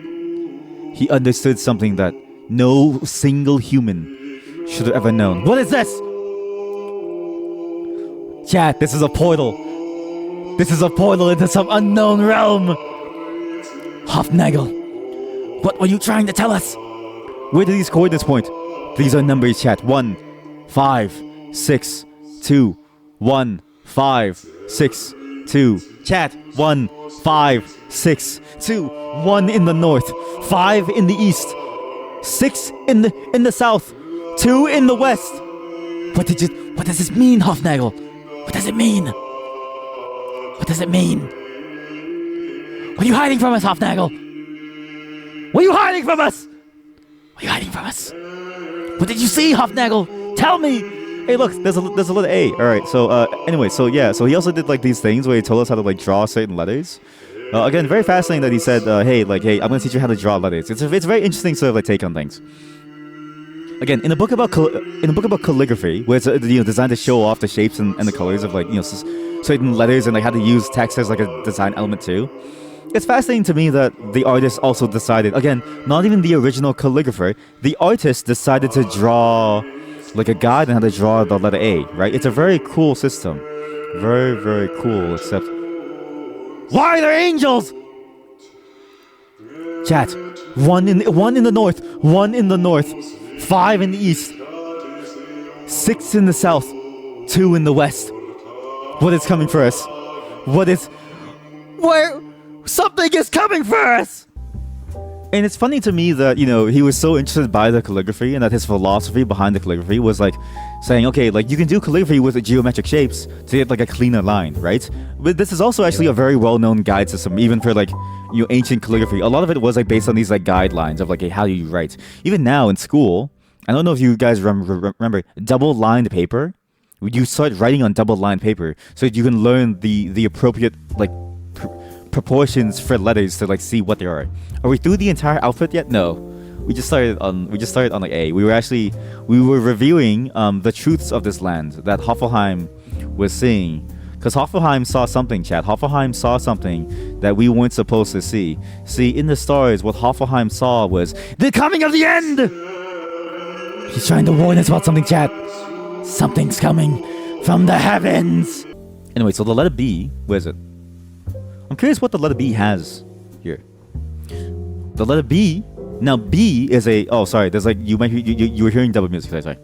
The letter B is a fascinating letter, right? I think the letter B is a very interesting letter because the B, it's 2 circles, 2 half circles, and like a larger circle on the bottom. And also the word beer belly in English is spelled with the word B. And you do, and the B looks like a beer belly. Yes. Yes. Yes. Honestly, some of the letters are very simplistic, right? And then you just look at the stuff that he just drew, and it's like, what? Honestly, like, the guide doesn't matter, right? Okay, this guide, what the fuck is this? 1 in the north. There's 1 in the north. Why are the birds and the angels just staring, like, straight up? Okay, imagine, right? You put, like, maybe this is like to the reader. Like, you flip the page and the angels are like staring at you. Maybe this would be a fun illusion to like see, right? Like you angle it down so it's like staring at you. Wait, we can actually see this illusion here. I'll show you. We actually do the illusion inside the GIMP here. I love GIMP.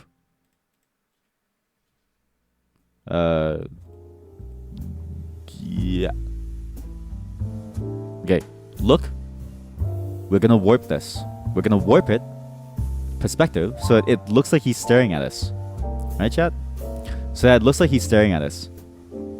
Yeah! See, if you took the page and you were staring at it from, like, the bottom, right? Like, you were just holding the book like this, it would look like the angel is, like, staring at you. It's like, hey, man, it looks so real. It looks so real. Good old perspective tool. I love using it for like stuff like that. It looks so stupid. Now this calligraphy guide seems intense. This is probably the more intense calligraphy guide I've seen so far. There's 2 circles because the radius of this thing is not a perfect circle, right? If you look at the C, it's not a perfect circle in the middle. It's actually like almost like an oval shape. But it's also not really an oval because if you follow the line here, it wouldn't even connect properly. It's actually like, broken. Maybe select them, the eyes, and rotate them 180 degrees to have the pupils go down. Nightmare fuel incoming. Wait a minute. You might be onto something. You might be onto something. Shit. Wrong tool. Left eye. You might be onto something. Uh-oh. Eh? right eye, rotate these 90, 180. Oh my god. I mean, it definitely looks funny now that it's not like centered properly. And then perspective. Oh, I need to merge these down. Merge down, boom. Bada bing, bada boom. Wait, he actually looks more normal now. Now it looks even more normal. Like now it looks like a normal, like, picture. Yeah, yeah. Like he just looks tired now. He doesn't even look like scary. I just changed it. Huh. That's actually interesting. I thought it would look scarier. Because theoretically, right, it should look terrifying, but no, it actually just looks normal. Huh. I'm tired. I'm tired. I'm going to retire to my chambers. But you can't, because you're just a floating thing. What is this line for? I'm trying to think of, like, okay, imagine I was using this as a guide, right? What is this line for, and why are there two different shapes to see? I didn't know C's were so complex to like draw geometrically, but I guess it makes sense. Which means the original was a shitpost all along. You're right. This is the actual shitpost, right? Maybe that's what Hobbleheim was like doing, right? Maybe Hobbleheim was like, moving the book around to see different shapes, right? He's a very geometric person, right? So he was like, okay, like what if I put the book this way? And he's like, aha, it looks like this. Maybe he did have it as like eyes down first, because you can see a bit of like pigmentation here, and then he like changed it afterwards. Again, more birds. Very fascinated by our birds. He loves the birds. Loves it. Dog?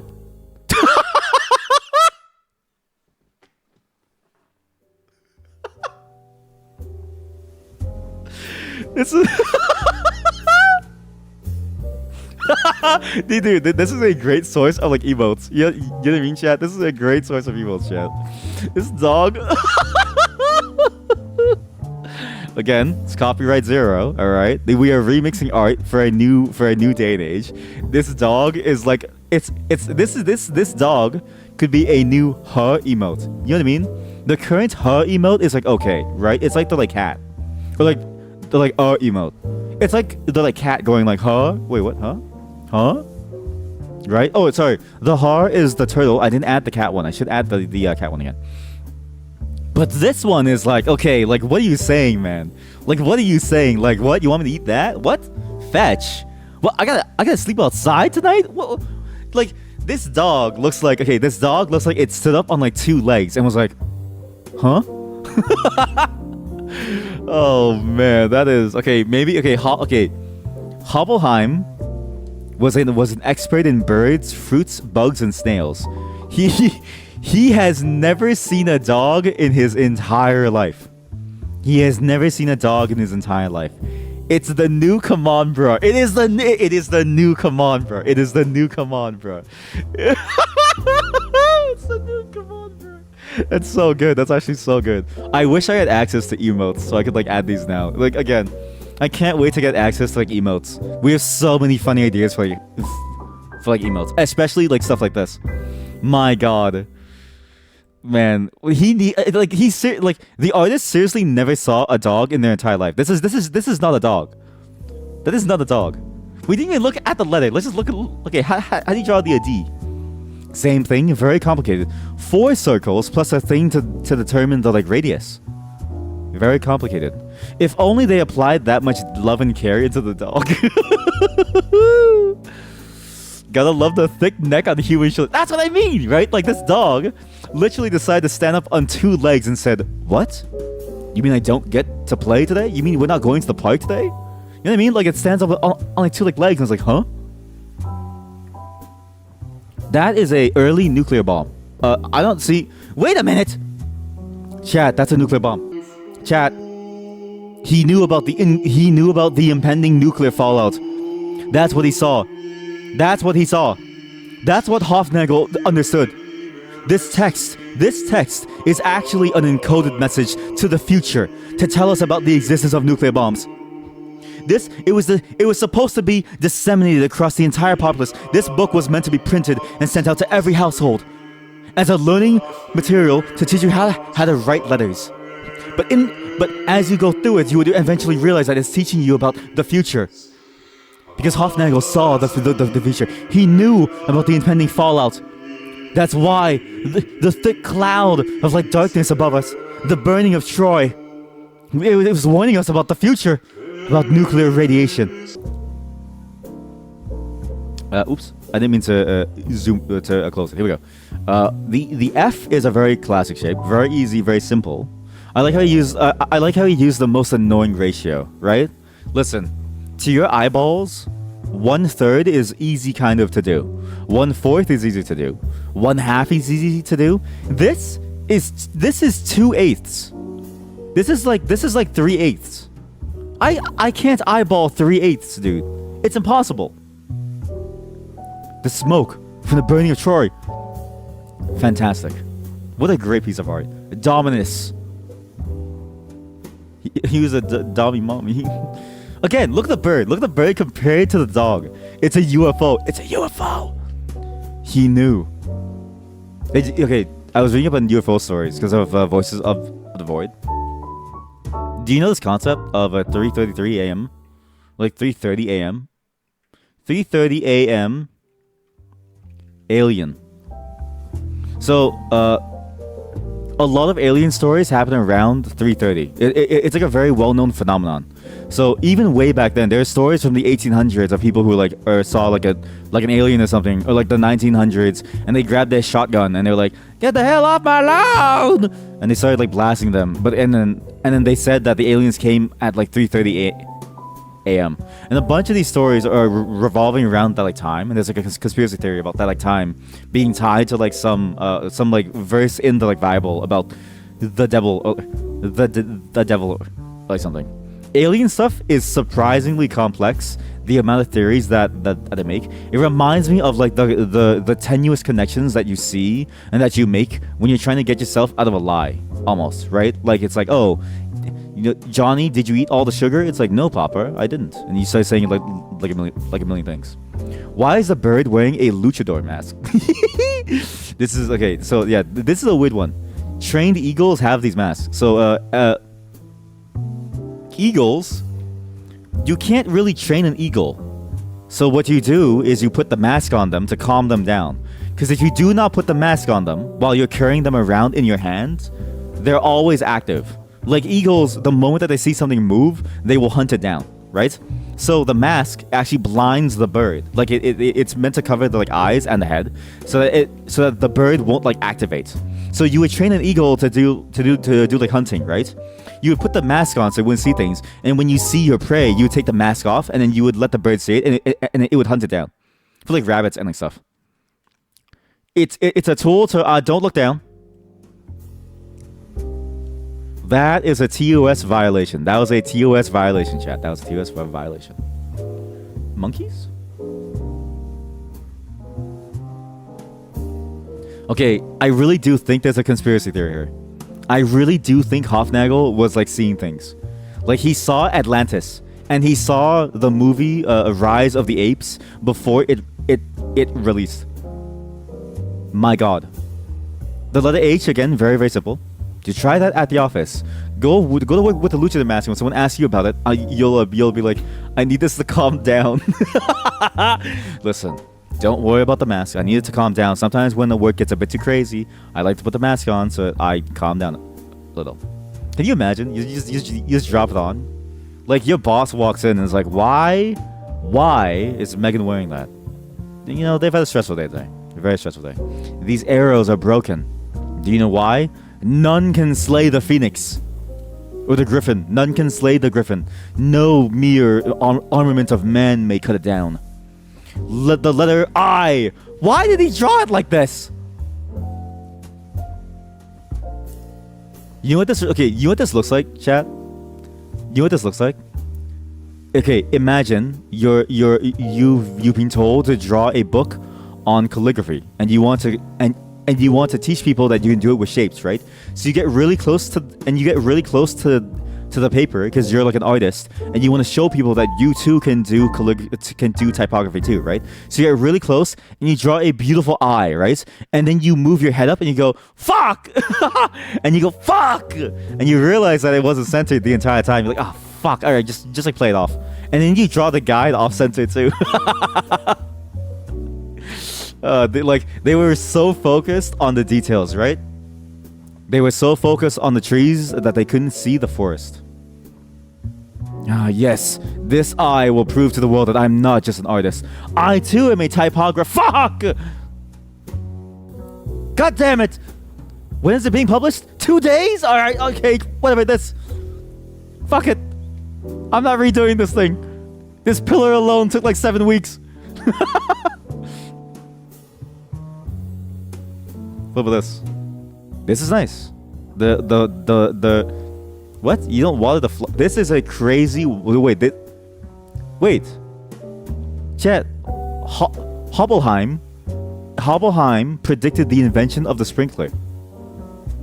Think about this. What has Hobbleheim predicted the invention of? The movie Rise of the Apes, nuclear bombs or UFOs, the impending doom of the world, climate change, and now sprinklers. I think Hobbleheim is a time traveler. What's his name? Hofnagel. Well, why did you say Hobbleheim? Hobbleheim, fuck it. He's like Hobbleheim now. Whatever.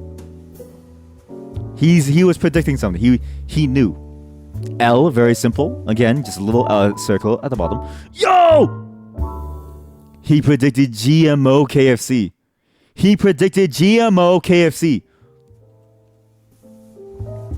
Hey, do you see what's up there? No, I don't want to deal with it. All right, listen, I got something. Listen, there's something a bit.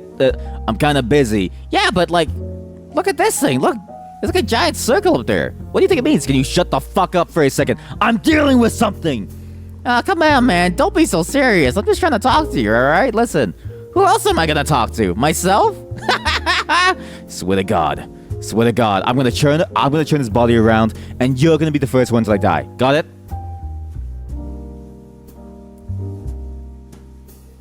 Yo, 2 eagles with the luchador masks. Very interesting. He really had a love for birds, eagles, bugs, and things, but no love for dogs. The M is a very simple shape. I hate his M. What the fuck is this M? Look at the M. Why is one side thinner than the other? What is this?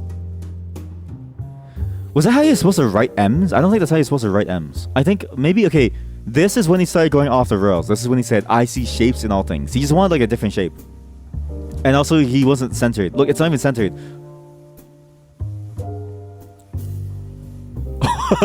This chicken must be so annoyed, chat.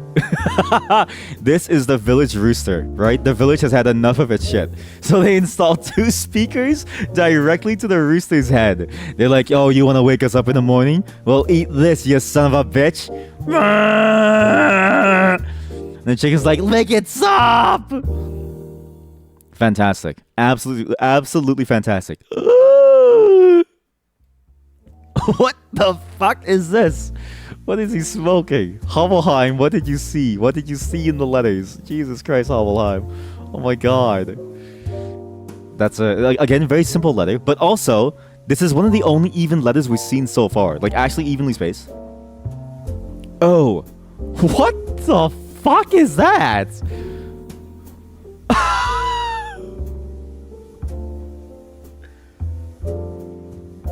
What is this?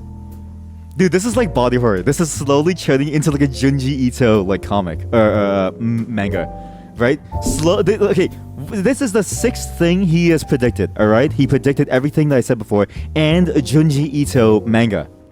This is the original Junji Ito. Like, why does it look so? It looks so nasty. What is that? Maybe this is no, chat. This is the alien that he saw, chat. I'm saving this as proof. This was the head of the alien that he saw. But because it came down in like a flurry of lights, in a giant, glowing, round pedestal, he thought it was an angel. That's why he drew angel wings, chat. That's why he drew angel wings, because he thought it was an angel, but in truth, it was an alien.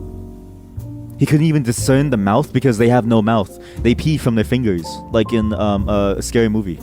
My man's slowly going insane after spending his entire life making the perfect letters. Right? I feel bad for him. I actually feel really bad for him. He drew an uncooked duck. He drew an uncooked duck. He is absolutely out of control. He's lost in the sauce. Chat, he's lost in the sauce. He's lost in the sauce. He's lost in the sauce. Poor Hobbleheim. Poor Hobbleheim is lost in the sauce. Oh man. But because he's lost in the sauce, we get some crazy cool images, right? Oh my god. Just an uncooked duck on top of the O. Well, this has no relation. These images no longer have any, like, the peacock feather, kind of, right? But these two have no relation to the O. But look at how he draws O's, right? This is why he's going insane. He's going insane because the way he draws O's requires you to have like a PhD in like physics, or like, you know, some science to understand it.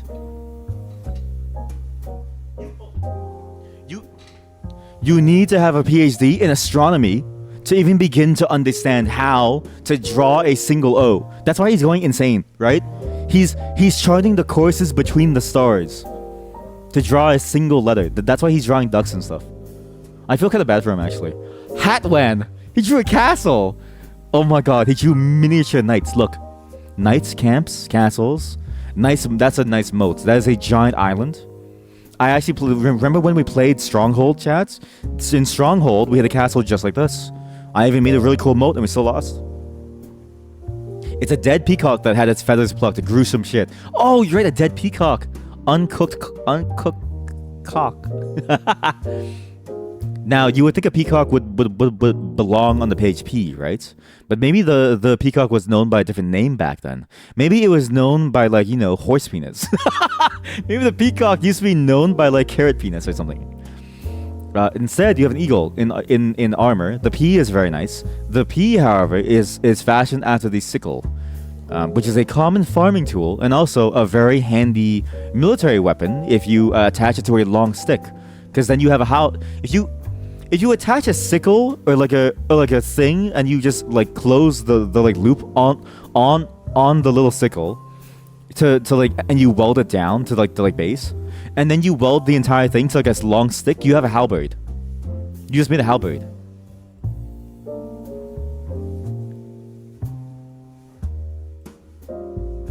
What the fuck? Wait.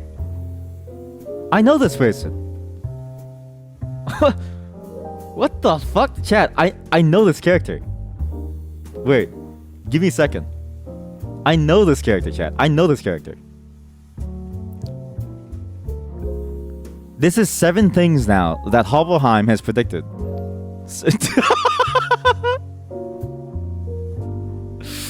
7 things, chat. 7 things that Hobbleheim has predicted. I think he's on to something. I think Hobbleheim is onto something, chat. I think Hobbleheim's onto something. I think he knows something that we don't, chat. I think he knows something that we don't.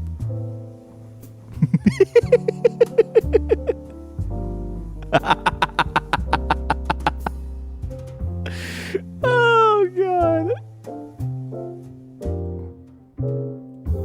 Look at that. It is a spitting image. This is just Syndrome from The Incredibles. Syndrome from The Incredibles. Oh man, that's good. That's some good art stuff right there. That is some good. This is some good art study, right? If anything, right? I think we've learned a lot from this art.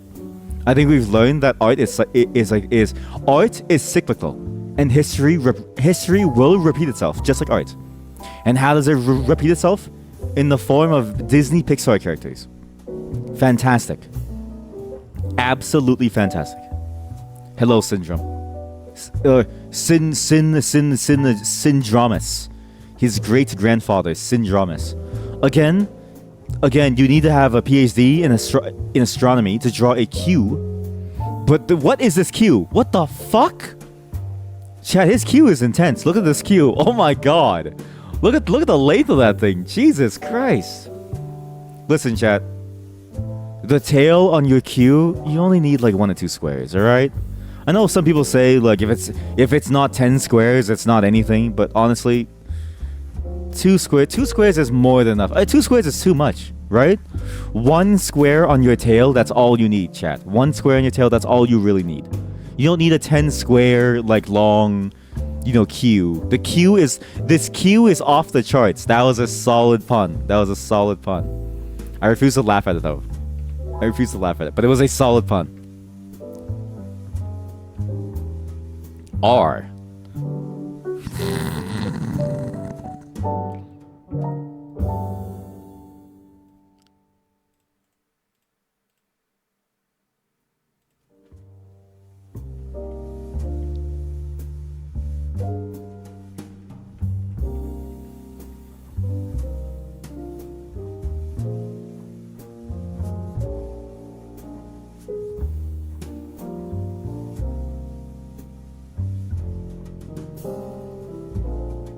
That guy has seen some shit. Or that. Yeah, either or works, right? Either or works. This is a very solid image. I think Hobbleheim was just the original memer. Like if he was alive now, right? He'd be like Rubber Ross almost, right? He would be like a Rubber Ross, where he would like go on, draw a bunch of funny photos, do some art review, and he would draw like a funny meme, and then he would decide, hey, I'm gonna make a Lethal Company emote bot. That's all like memes, right? He's basically Hobbleheim was the 15th century's Rubber Ross. He was the 15th century's Rubber Ross. He was the 15th century Rubber Ross, and that is a title worthy of admiration. 15th century Rubber Ross, fantastic.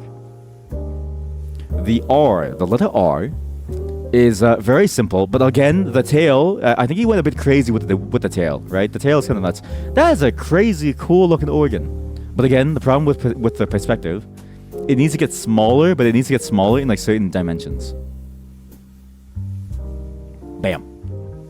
It's weird. Again, I can't draw for beans. Like I cannot draw for like anything, right? People wouldn't even take my drawings for free, but I understand perspective on like a primal level, right? Like maybe it's because I have 2 eyes, but. Oh, S is nice. See, S is always a simple shape. It's why everyone did the Superman S, always. Very simple. T, also very simple. Have you noticed something, chat? On the letters where there's no crazy things that they need to do, right? Like where Hobbleheim doesn't need to think too much. On the letters where their mind can take a break, because there's not too much complexity to them. They don't draw anything crazy. The only thing that you have is a goat, right? All you have is like a goat or like a foal or something. Right? Very, very simple stuff. Nothing wild. And then the moment that the letter gets kind of crazy, that's when it starts to ramp up. Right? A V, again, very simple. Fire-breathing snake, though, I guess. Ah! Venom! I am Venom! Turbans? I am Venom! X? Okay, this is... Okay, yeah, he's on to something. He's either on something or on to something. I'm not really sure what he's doing, but he's got something going on. This is X is nutting again. He's nutting again. I'm gonna add this to the. Okay, that's another image that we have to crop. We have 2 variations of the nut, right? 2. But again, very simple letter. There's nothing much to do, right? The Y gets a bit more complex, so he draws whatever this thing is. What is this fascination with faces on like pedestals? It's weird. What is this? Z? Maybe it's the opposite. Maybe it's too simple, and so he has more brain power to spend towards drawing these faces. I'm happy. I'm sad. What's your expression? I'm neutral. Wait, happy, sad, neutral. That burning face looks like a baby and like an old man at the same time. At the same time, right? Exactly. Like you can't. You know what I've read though? It's because the reason why some people look like a baby is because of your like full cheeks. It's the fact that your cheeks are kind of, what the fuck is going on here? It's because your cheeks are kind of like, full and round. That's why you look like a baby. So for some reason he combines 2 letters into one single page. So lowercase a and b. And yeah, you see what happens? Look at the complexity. Look at how hard it is to do a lowercase a, right? The more his brain has to work, the more he loses himself. And the way he draws whatever these things are. This is a fish. This is a fish, pig, angel, dragon. Lion centaur with titties. Yeah, exactly. Lion centaur with titties. What is this? This is just chaos. Oh my god, chat, normal dog. Normal dog. Okay, this is not really normal. The dog has really human eyes. Actually, my dog, so we're babysitting we're dog sitting. We're dog sitting my brother-in-law's dog. He has very human-looking eyes. He kind of freaks me the fuck out. Every time he stares at me, I'm like, Milo, stop staring at me. You are freaking me out. But he's so cute. The only thankful part is that he has very hairy, eyebrows. So he usually covers his eyes. But if he didn't cover his eyes, I'd be freaked out. The dog has an oddly human-looking face, but otherwise fine. Yeah, exactly. Right? It's just a normal dog. It's just, this is Brian. This is Brian from Peter Griffin. Look, this is Brian from Peter Griffin. Look. I can reverse engineer a Brian from Peter Griffin. Look, easily. I can reverse engineer Brian from Peter Griffin. Look. So you do this, then you do color, hue, chroma, color balance, color temperature. Here we go. Oh.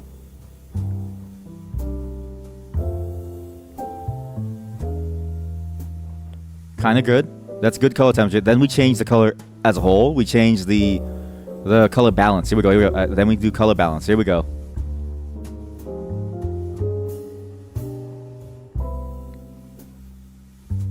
How do you do white?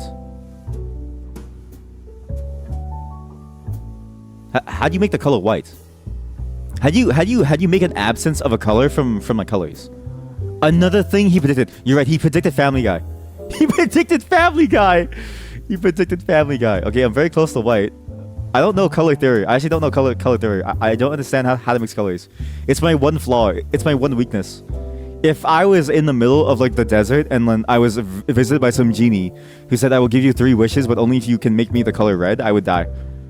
I would actually die. Oh yeah, deep fry that Renaissance art. Deep fry it. Let's deep fry the art. Deep fried Renaissance art. Here we go.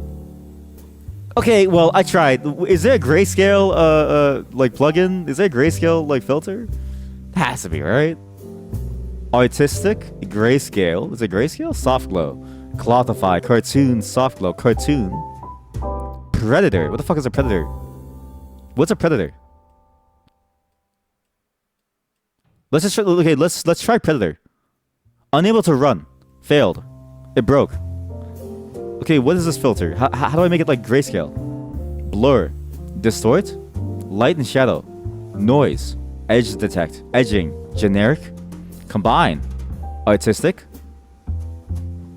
Decor. Add bevel. Never. Don't forget the bev. Use saturation and set to minimum. Oh. This looks like a PNG of someone's dog that they tried to send. Chat, this looks like a PNG of someone's dog that they're trying to send to their grandma back in 1990 something. Back in 2001, when you get a new family dog and your grandma asks, "Oh, Stick, can I see the little puppy myself?" And you send your grandma an email, but because it's email from 2001, it compresses the shit out of the image. That's what this looks like. Yeah, full of my dog taken on my Game Boy Color camera. Yeah, exactly. What is this? It looks so shit. He looks awful. No, he looks awful, Chad. He looks awful. He actually looks awful. I'm gonna. Okay, Brian. Okay, let's. Okay, just. I can't make Brian. What do I even do? I don't know. I deep fried him in. You know what it is? I deep fried him. Then I desaturated him. That combination creates a 2001 PNG or a JPEG. This guy is very mouthy. He is a mouthful. What is this? But look at the complexity. Look at how many shapes you need to draw just to see. 1, 2, 3 circles. 1, 2, 3, 4, 5 lines that determine the radius at different parts, as well as the distances of each line. And then 1, 2, 3, four, five, six, seven guidelines of the square itself. So when his brain gets activated from these shapes, he draws this. Look at the D. This is like, no wonder he drew the dog. No wonder he drew the dog. Do you know why? His brain was activated. All the shapes went into like some cortex, some like some portion of his brain, some like sector, and activated this. Hello, human. I come. You know what this is? It reminds me of like a talking dog from like, you know, Futurama or like something. But it's like, human, I have come from the future to warn you about something. Or like spy dogs or like something. It's like those movies. It's like the movies where the dogs talk and they do like spy things. It's exactly like that. The more I look at this dog, the more he looks like he's seen some shit. I'm gonna save this. This is so good. Okay, this guy is also becoming like an emote, an honorary emote, in honor of today's segment. He does look like one of those comic relief talking dog characters. He really does, right? What the? All right, pigeon trying to get a little drop of something, right? You got duck that's been hunted and hanging. Snake. You have horse, elephant, beetle. This is a crab, chat. This is a crab. Oh my god, this is a crab. This is the back of the crab. This is a It's those crabs that we farm for their blue blood, that we use for medicine. Horseshoe crabs or something.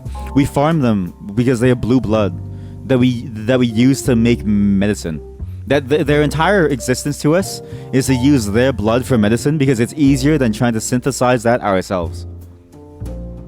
This is exactly that crab. Oh my god. The century gets more and more bizarre. Body horror. Yeah, exactly. I'm telling you, Junji Ito. Hobbelheim was ahead of his time. Hobbelheim was really ahead of his time. I can't show that. Sorry, there were titties. I need to be careful about some of these links. I need to be very, very careful. It's fine. It's fine. It's art. It's art. It's art. It's not meant to be sexually appealing. It's art. New dog just dropped. Oh my god, there is. Again, human. Very human. Even the... Swear to god, I've seen a meme like this. I swear to god. I swear to god, I've seen a dog meme that looks exactly like this. Swear to god. An absolute unit. Human, I have come to tell you. I come from beyond the stars. It is not too late to save your kind. Listen carefully. My name is Hobbelheim. I used to be an artist, and then I transfixed myself into a dog. My soul. I used the translocation magic to bring my soul into a new dog. Transfused, transfigured. What's that? What a transmutation? What's that thing when you're like a druid and you turn into different animals? Or is that just shapeshifting? Okay, the middle guy is really weird. He's now like a I forget the name of the flower, but I know this like flower. I have it upstairs actually. It sucks. It sucks. It dies very fast. Monkey. Okay, of all the animals, why didn't he use a human face for the monkey? It's like the only animal that would actually work. You know what this looks like? I know what this looks like. This could be this. Okay, let's do a little remixing here of Hobbelheim's monkey. I know what this could be. No saturation. We need this arm. We need this arm right here, and the hand. We need all of this. We have to do a bit of cloning. We'll have to make, stuff appear out of nowhere, but it's fine. But I think this will work a lot. I think this will be funny. You can actually see the way he drew this monkey. You can see the guide shape. Do you see it? How the arm is almost disconnected from the rest of the body with this hard stop here. I think you see that? Same here. He used a guiding shape. You know how artists do it? Good artists that aren't me, they use guiding shapes to help build the form. Unlike me, where I just try to do it and then I do chicken scratch lines and then I cry because I can never draw what comes to my mind. And so all I can do is hope that one day I will be able to draw what I want to draw through hours and hours of practice. Hours and hours of practice. Okay, go over here. Listen, if PewDiePie can do it, and he is a kid, I can do it. Right? If PewDiePie can draw, I can draw. And his anime art was actually like disgustingly good. I'm so sick of people being so talented. I want talent. I don't want to work for it. I just want to be good at it. I just want talent, please. We need this arm. We are going to make a new face for him. I think Hobbleheim would appreciate this. You know what I mean? I mean, the entire book actually was, again, the concept of the book was Hobbleheim was like, you know, was pegged, not pegged. That's maybe the connotation of that is different now. But he was nailed. He wasn't nailed. He was pinned. He was plucked as an artist to remix the book, to remix the illustrations in the book.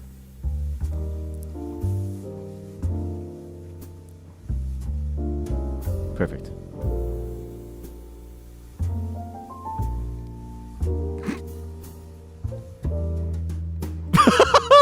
Right.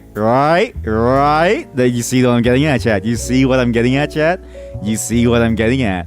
You see what I'm getting at.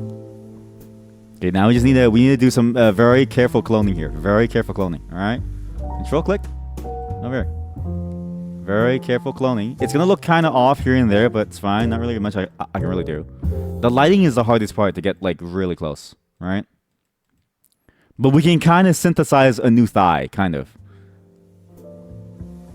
We need to synthesize it very carefully, though, I think. And we need parts of this knee over here to form that knee over there. Science going too far again. How far can science go? In this episode of Twitch streamers are going too far, we have number one, Stick. Stick is a streamer on Twitch who decided to recreate Hobbleheim's masterpieces and decided to draw and decided to remix the monkey to put the hand over his mouth like ooh. That's pretty good. Chat, that's a pretty good clothing choice. Okay, so we could go over here now. I need like a darker shade because it's near the top actually, so maybe I should just do it here. This is very, very careful work. You gotta be very careful your source that you choose from to make sure that it all blends in while also looking different enough that it still looks like a new piece. And also not going too far. Go too far, you'll lose a lot of the images. The imagery. Wow. My tongue is collapsing. Do you know why my mouth, my language is collapsing? Do you know why, chat? Because we've seen what Hobbleheim has seen. What Hobbleheim saw, we know, chat. We know what Hobbleheim saw. We know. Hobbleheim saw the truth. The truth of the matter of the world, chat. He saw something. He saw something in this world, in this life, in this terrifying place. Very careful reconstruction.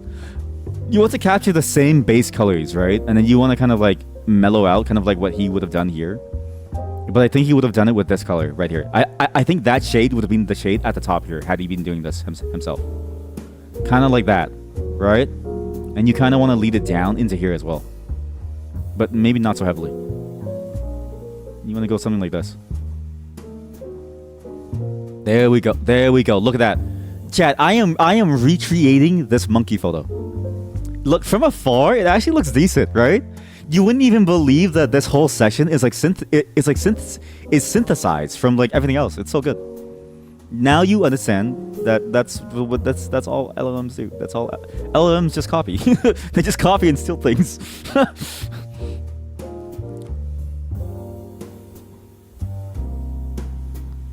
All right, I need to form a good shape here. This shape is very important.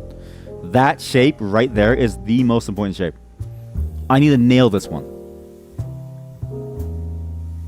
That's good. Imagine the Pandora's box Hobbelheim would have opened if he knew about languages with other letters and characters. You're right. The insanity that would have ensued if he were to do a guide on Chinese is unfathomable. You're right. Even like English, right? If he just knew English, it'd be over for us, right? I would be dead. I would be writhing on the floor from my newfound knowledge. I would be like muttering things like, I've seen it all, I've seen it all.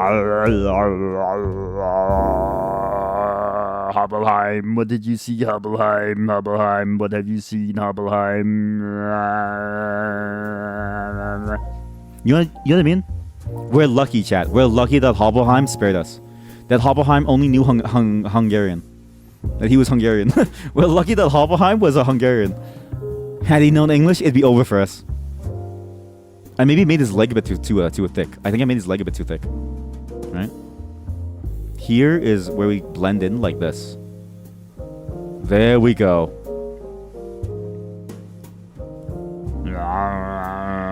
Oh my god, look at that. Look at that recreation. Chat, it barely looks fake. It only kind of looks fake here. If I just blend it a tiny bit more. Will it blend? Hi, I'm from Blend Tech, and today we're gonna see if this is gonna blend. Next up, my penis. Bien magnifique.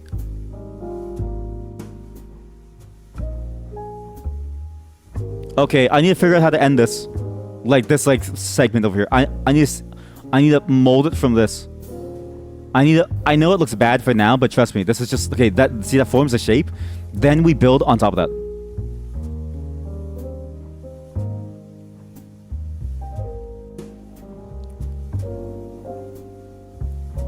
I've lost the plot.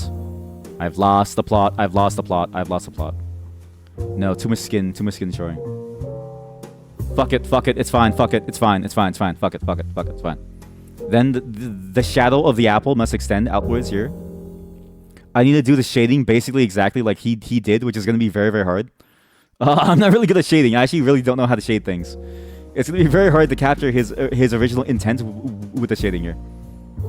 There we go. I think that captures it, right? Kind of. And then it's a hard cutoff, but there's not really much I can do unless I want to recreate the leg again. But it should be okay. And then we take from over here. Honestly, I'm surprised we've even gotten this far in this image. I'm surprised that this image actually looks like decently good. It barely looks fake is a great judgment. That's true. That is true. That's like a compliment almost, right? It's like, oh damn. Like wow, it barely looks fake. It's like, oh, thank you. Why yes, thank you. I appreciate that. Thank you.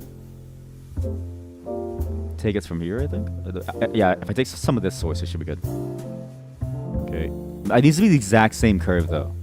It needs to be the exact same curve, and it needs to capture at least that edge. I need to edge this properly. And I need to capture the exact line and shape. If I don't capture the exact line and shape, then it fails. There we go. It cuts into his body, but we can draw over it to make it look good. This is like intensive like recreation. This is what like art restoration is, but like not really. Because art restoration, you do it like physically and it actually looks good. Or you do it like the one Jesus photo where the woman said, I just want to make Jesus look cool again in this photo. And then she like ruined the like photo of him. Stuff like that.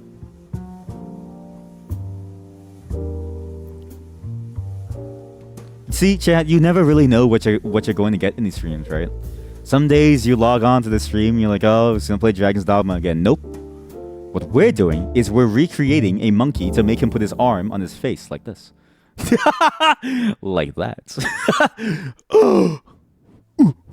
Ooh. Ooh. Oh. Ooh. Ooh. Oh. Ooh. Ooh. Oh. Oh. Ooh. Oh. Oh. That's so good. That's actually so good. Okay, now I can kind of source it from itself. It's kind of weird to source things from itself, but it's fine. It's gonna look kind of weird. I need to cut that off. Okay, that's a very good cutoff. Okay, now the arm. How's the arm gonna look like? I think this whole space here will be dead eventually, so it should be okay to just leave it. Honestly, you probably could have copied the arm instead of outright moving to keep the shoulder / arm. Fuck, you're right. No, it's fine. It's fine. I'll just okay. It's fine. It's fine. I'll just We'll do a two-part copy. We'll do a two-part copy here. I have a solution to this problem. Right? We basically synthesize a whole new portion of his arm. You look synthesizable. You look like a fuckable piece of meat. Here. That's a nice arm you got there. Would be a shame if somebody synthesized them. Would be a shame if somebody synthesized your arm into a new arm. I feel like I'm Frankenstein. Like I'm chopping apart this like monkey. It's like make a new monkey. Tonight's stream, calligraphy and monkey synthesis. Oh wait, not cut. Sorry, not cut. Wait, no, not that button. Stop clicking on the button. Select, copy, paste. There we go. Right shoulder. Right. What's the space between your shoulder and your elbow? What's that whole space called? Because you have your forearm, back arm, right back arm. Right forearm, right back arm. And you can't tell me that that's not wrong. If that's wrong, you have to convince me why it's wrong to call this a back arm.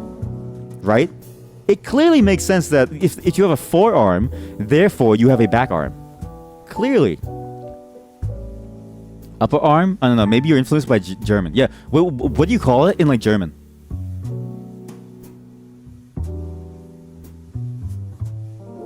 Ugh. Oh. Oh. So good. Oh my god. So good. It looks so shit, actually. It looks so shit. Oberarm, so literally upper arm. Then forearm is Unterarm, literally a lower arm. Oh, that's fascinating. That's very fascinating, huh? I mean, it makes sense. You know what I mean? It's literally just upper arm, lower arm. But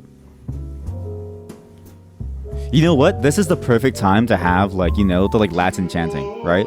Because the Latin chanting, we are performing living alchemy here. All right, we are performing living alchemy here. We need to we are building some new creature out of nothing, chat, of nothing. Which layer is the monkey layer? Which layer is the monkey layer? Is this the monkey body? This layer is the monkey body. Found it. I found the monkey body layer. It's over. Okay, this arm, this area here, we need to delete it with some opacity. Delete with opacity. There we go. Erase with opacity. Look at that blend. Look at that blend tech. Look at that blend tech. Well, the blend! You gotta you know what I mean? Because you want to preserve the hairs, but you want to get rid of the background, so you want to pop it out like that. Oh, I'm so good, chat. I'm so good at stealing people's artwork. Yes, I'm a thief. You were super surprised when we found that some languages don't directly distinguish between fingers and toes. Toes are literally foot fingers. You know what's even crazier? In Vietnamese, the word for hand, the word for hand is half of the word for your ear holes. I'm not even kidding you. The word for hand is half of the word for your ear holes. It's a very strange way of calling it. It's what the? I don't know why it's like that, but it's like that. And I always wonder why. I remember asking my dad. I was like, Dad, why is the word for hand half the word for ear holes? And I remember he was reading his newspaper, right? He was slowly putting his newspaper down, and he's like, I don't know. Why'd you ask me that? He was confused. He was basically shocked. He was why would you curse me with this knowledge? I was what the fuck? Mind you, I was 8 years old. So he was why the fuck did you think of that? It's where'd that come from? But it works. It actually works. Chat, I have recreated the box.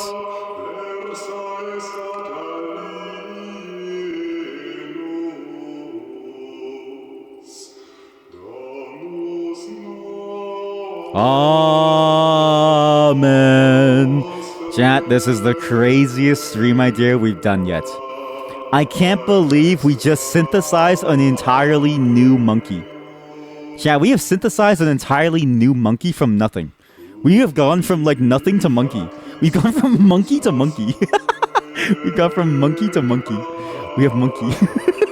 We have monkey. Now to fix his beard. His beard needs to go down even further. His beard is incomplete. Oh.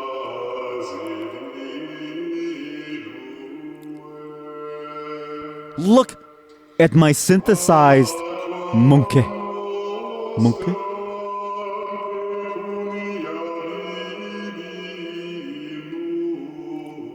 My God. Why did the chanting stop? More chanting. More Latin chanting. More cryptic Latin chanting. Latin chanting.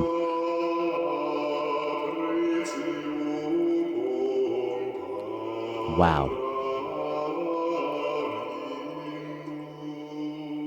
Every day, we stray further from God. Every day, we stray further. Oh,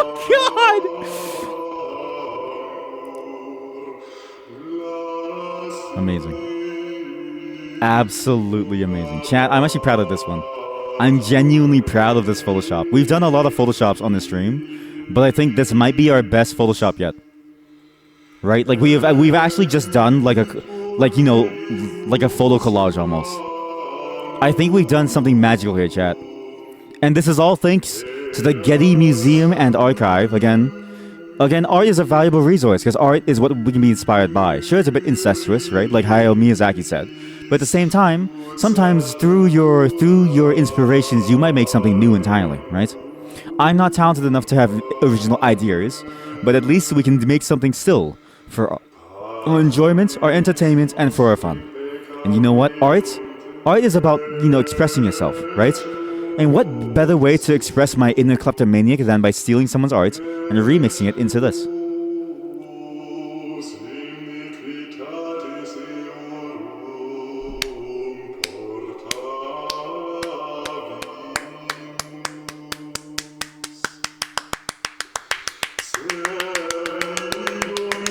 Yeah! So good at this, chat. I'm so good at this shit. Oh, God, I love stealing things. All right, now we merge it down. We merge it down.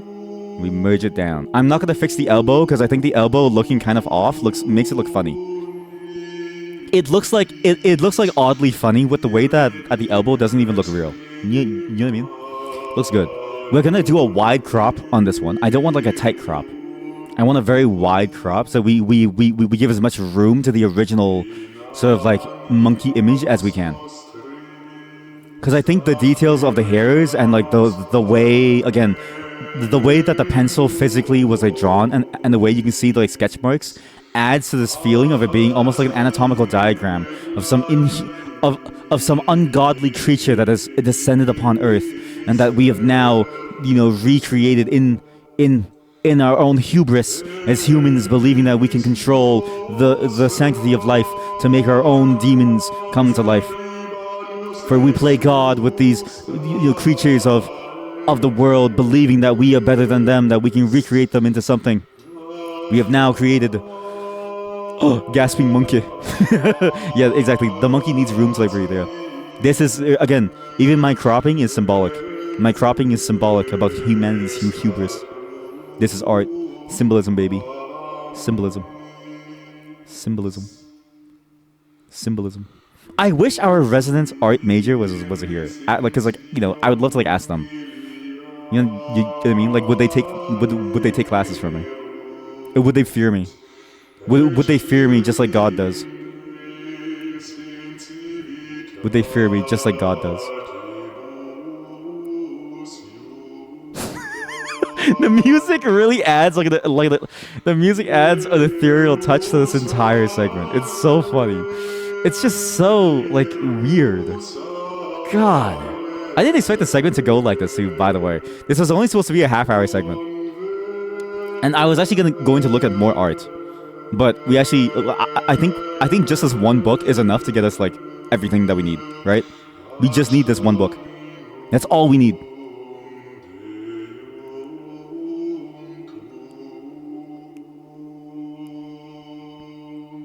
Are there any artists who like draw to Latin chanting? It's actually kind of like peaceful. It's like, it's like, it's like medieval ASMR almost. Actually, if you think about it, right, chanting really is kind of like ASMR, right? The reason why you chant is because it puts you into like a trance, right? Similar to ASMR. It's actually very, very similar. I've long since posited that like chanting is just it's just the earliest form of like ASMR, but it was more complex because it uses words and not just like, hey sir, you forgot your order. Sir, the government is asking why we wanted to create a new monkey. Sir. Free art archive dropped. Stream content for the next 1.5 years secured. You're right. You're right. Streamers, we really are the lowest. We are like the bottom of the barrel, right? This is no different from React content.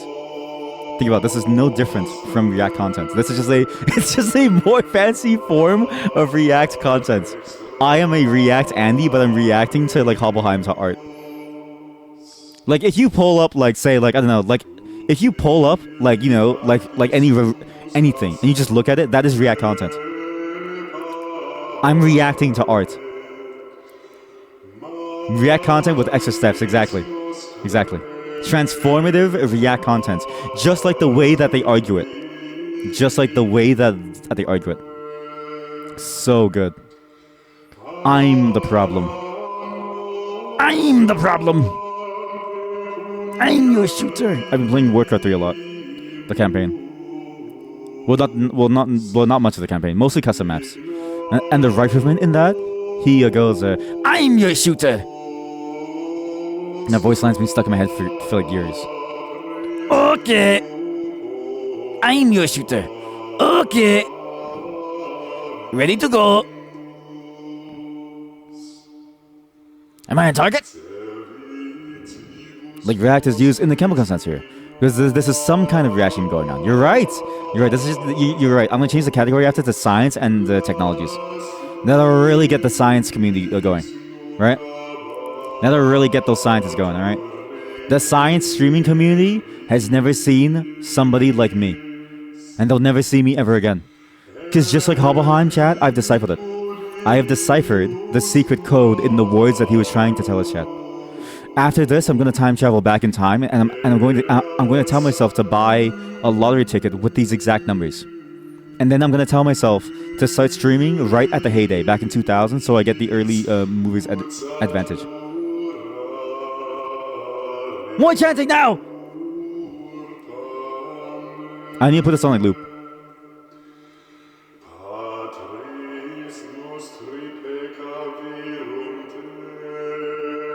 My God.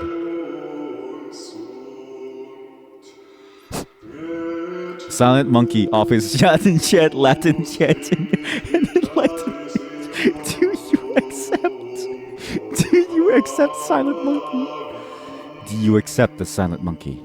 The chanting monkey? Do you accept the monkey? Do you accept the monkey, chat? Do you accept them?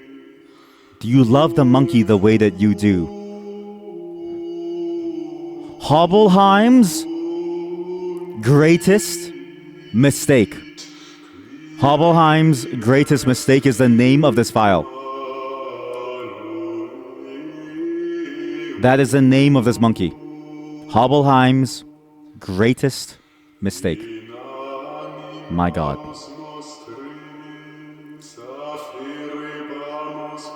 It all makes sense now. Monkey. It all makes sense now. Monkey. It all makes sense now, chat. Monkey. Hobbleheim's greatest. By the way, his name isn't even Hobbleheim. We just butchered his name so much that it's just become his like name. His name isn't even Hobbleheim. After all that work, the real monkey begins to look fake. It does, right? Like, look at it. Look at the monkey. Look at the real monkey side by side to the fake monkey. Look at real monkey compared to fake monkey. Okay? The fake monkey looks more real now. If you ignore the arm, like, listen, that's why I added the arm, right? My art was so good that people would be confused, right? Like you wouldn't even know what is real and what is fake. If I didn't make the arm look off, you could argue that this is like going to confuse too many people. They're gonna believe that it's actually real. I had to give humanity a chance. I have an idea. I have an idea.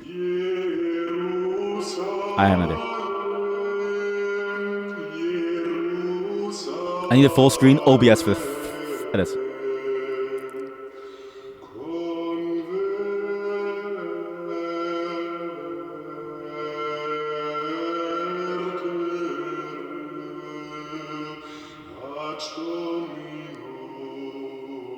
Wow.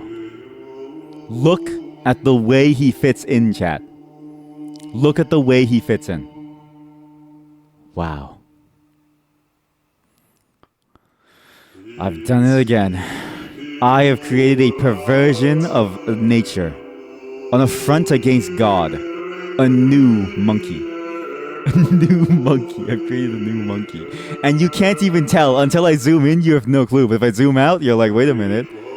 Wow, that's a really interesting photo. I can't believe he was I can't believe he made an emoting monkey back then. And then I zoom out and it's like, what the? Wait, the feet. Perfect.